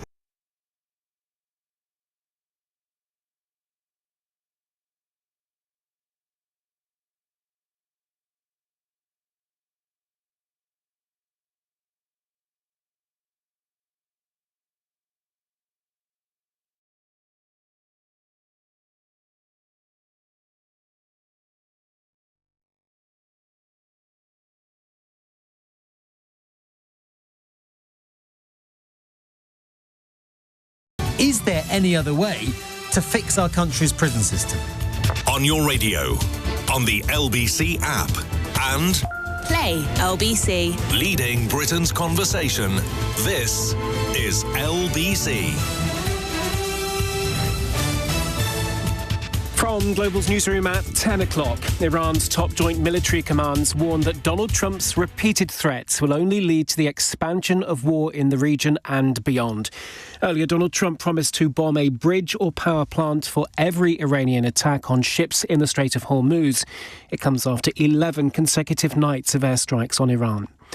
Tom Dannenbaum, an American associate professor of international law, told LBC that could break international humanitarian law. What President Trump is threatening here is not to target specific components of electrical infrastructure or bridges that are making a contribution to military action, but to target that category as a class which is presumptively civilian in its totality. It arguably entails a threat, the primary purpose of which is to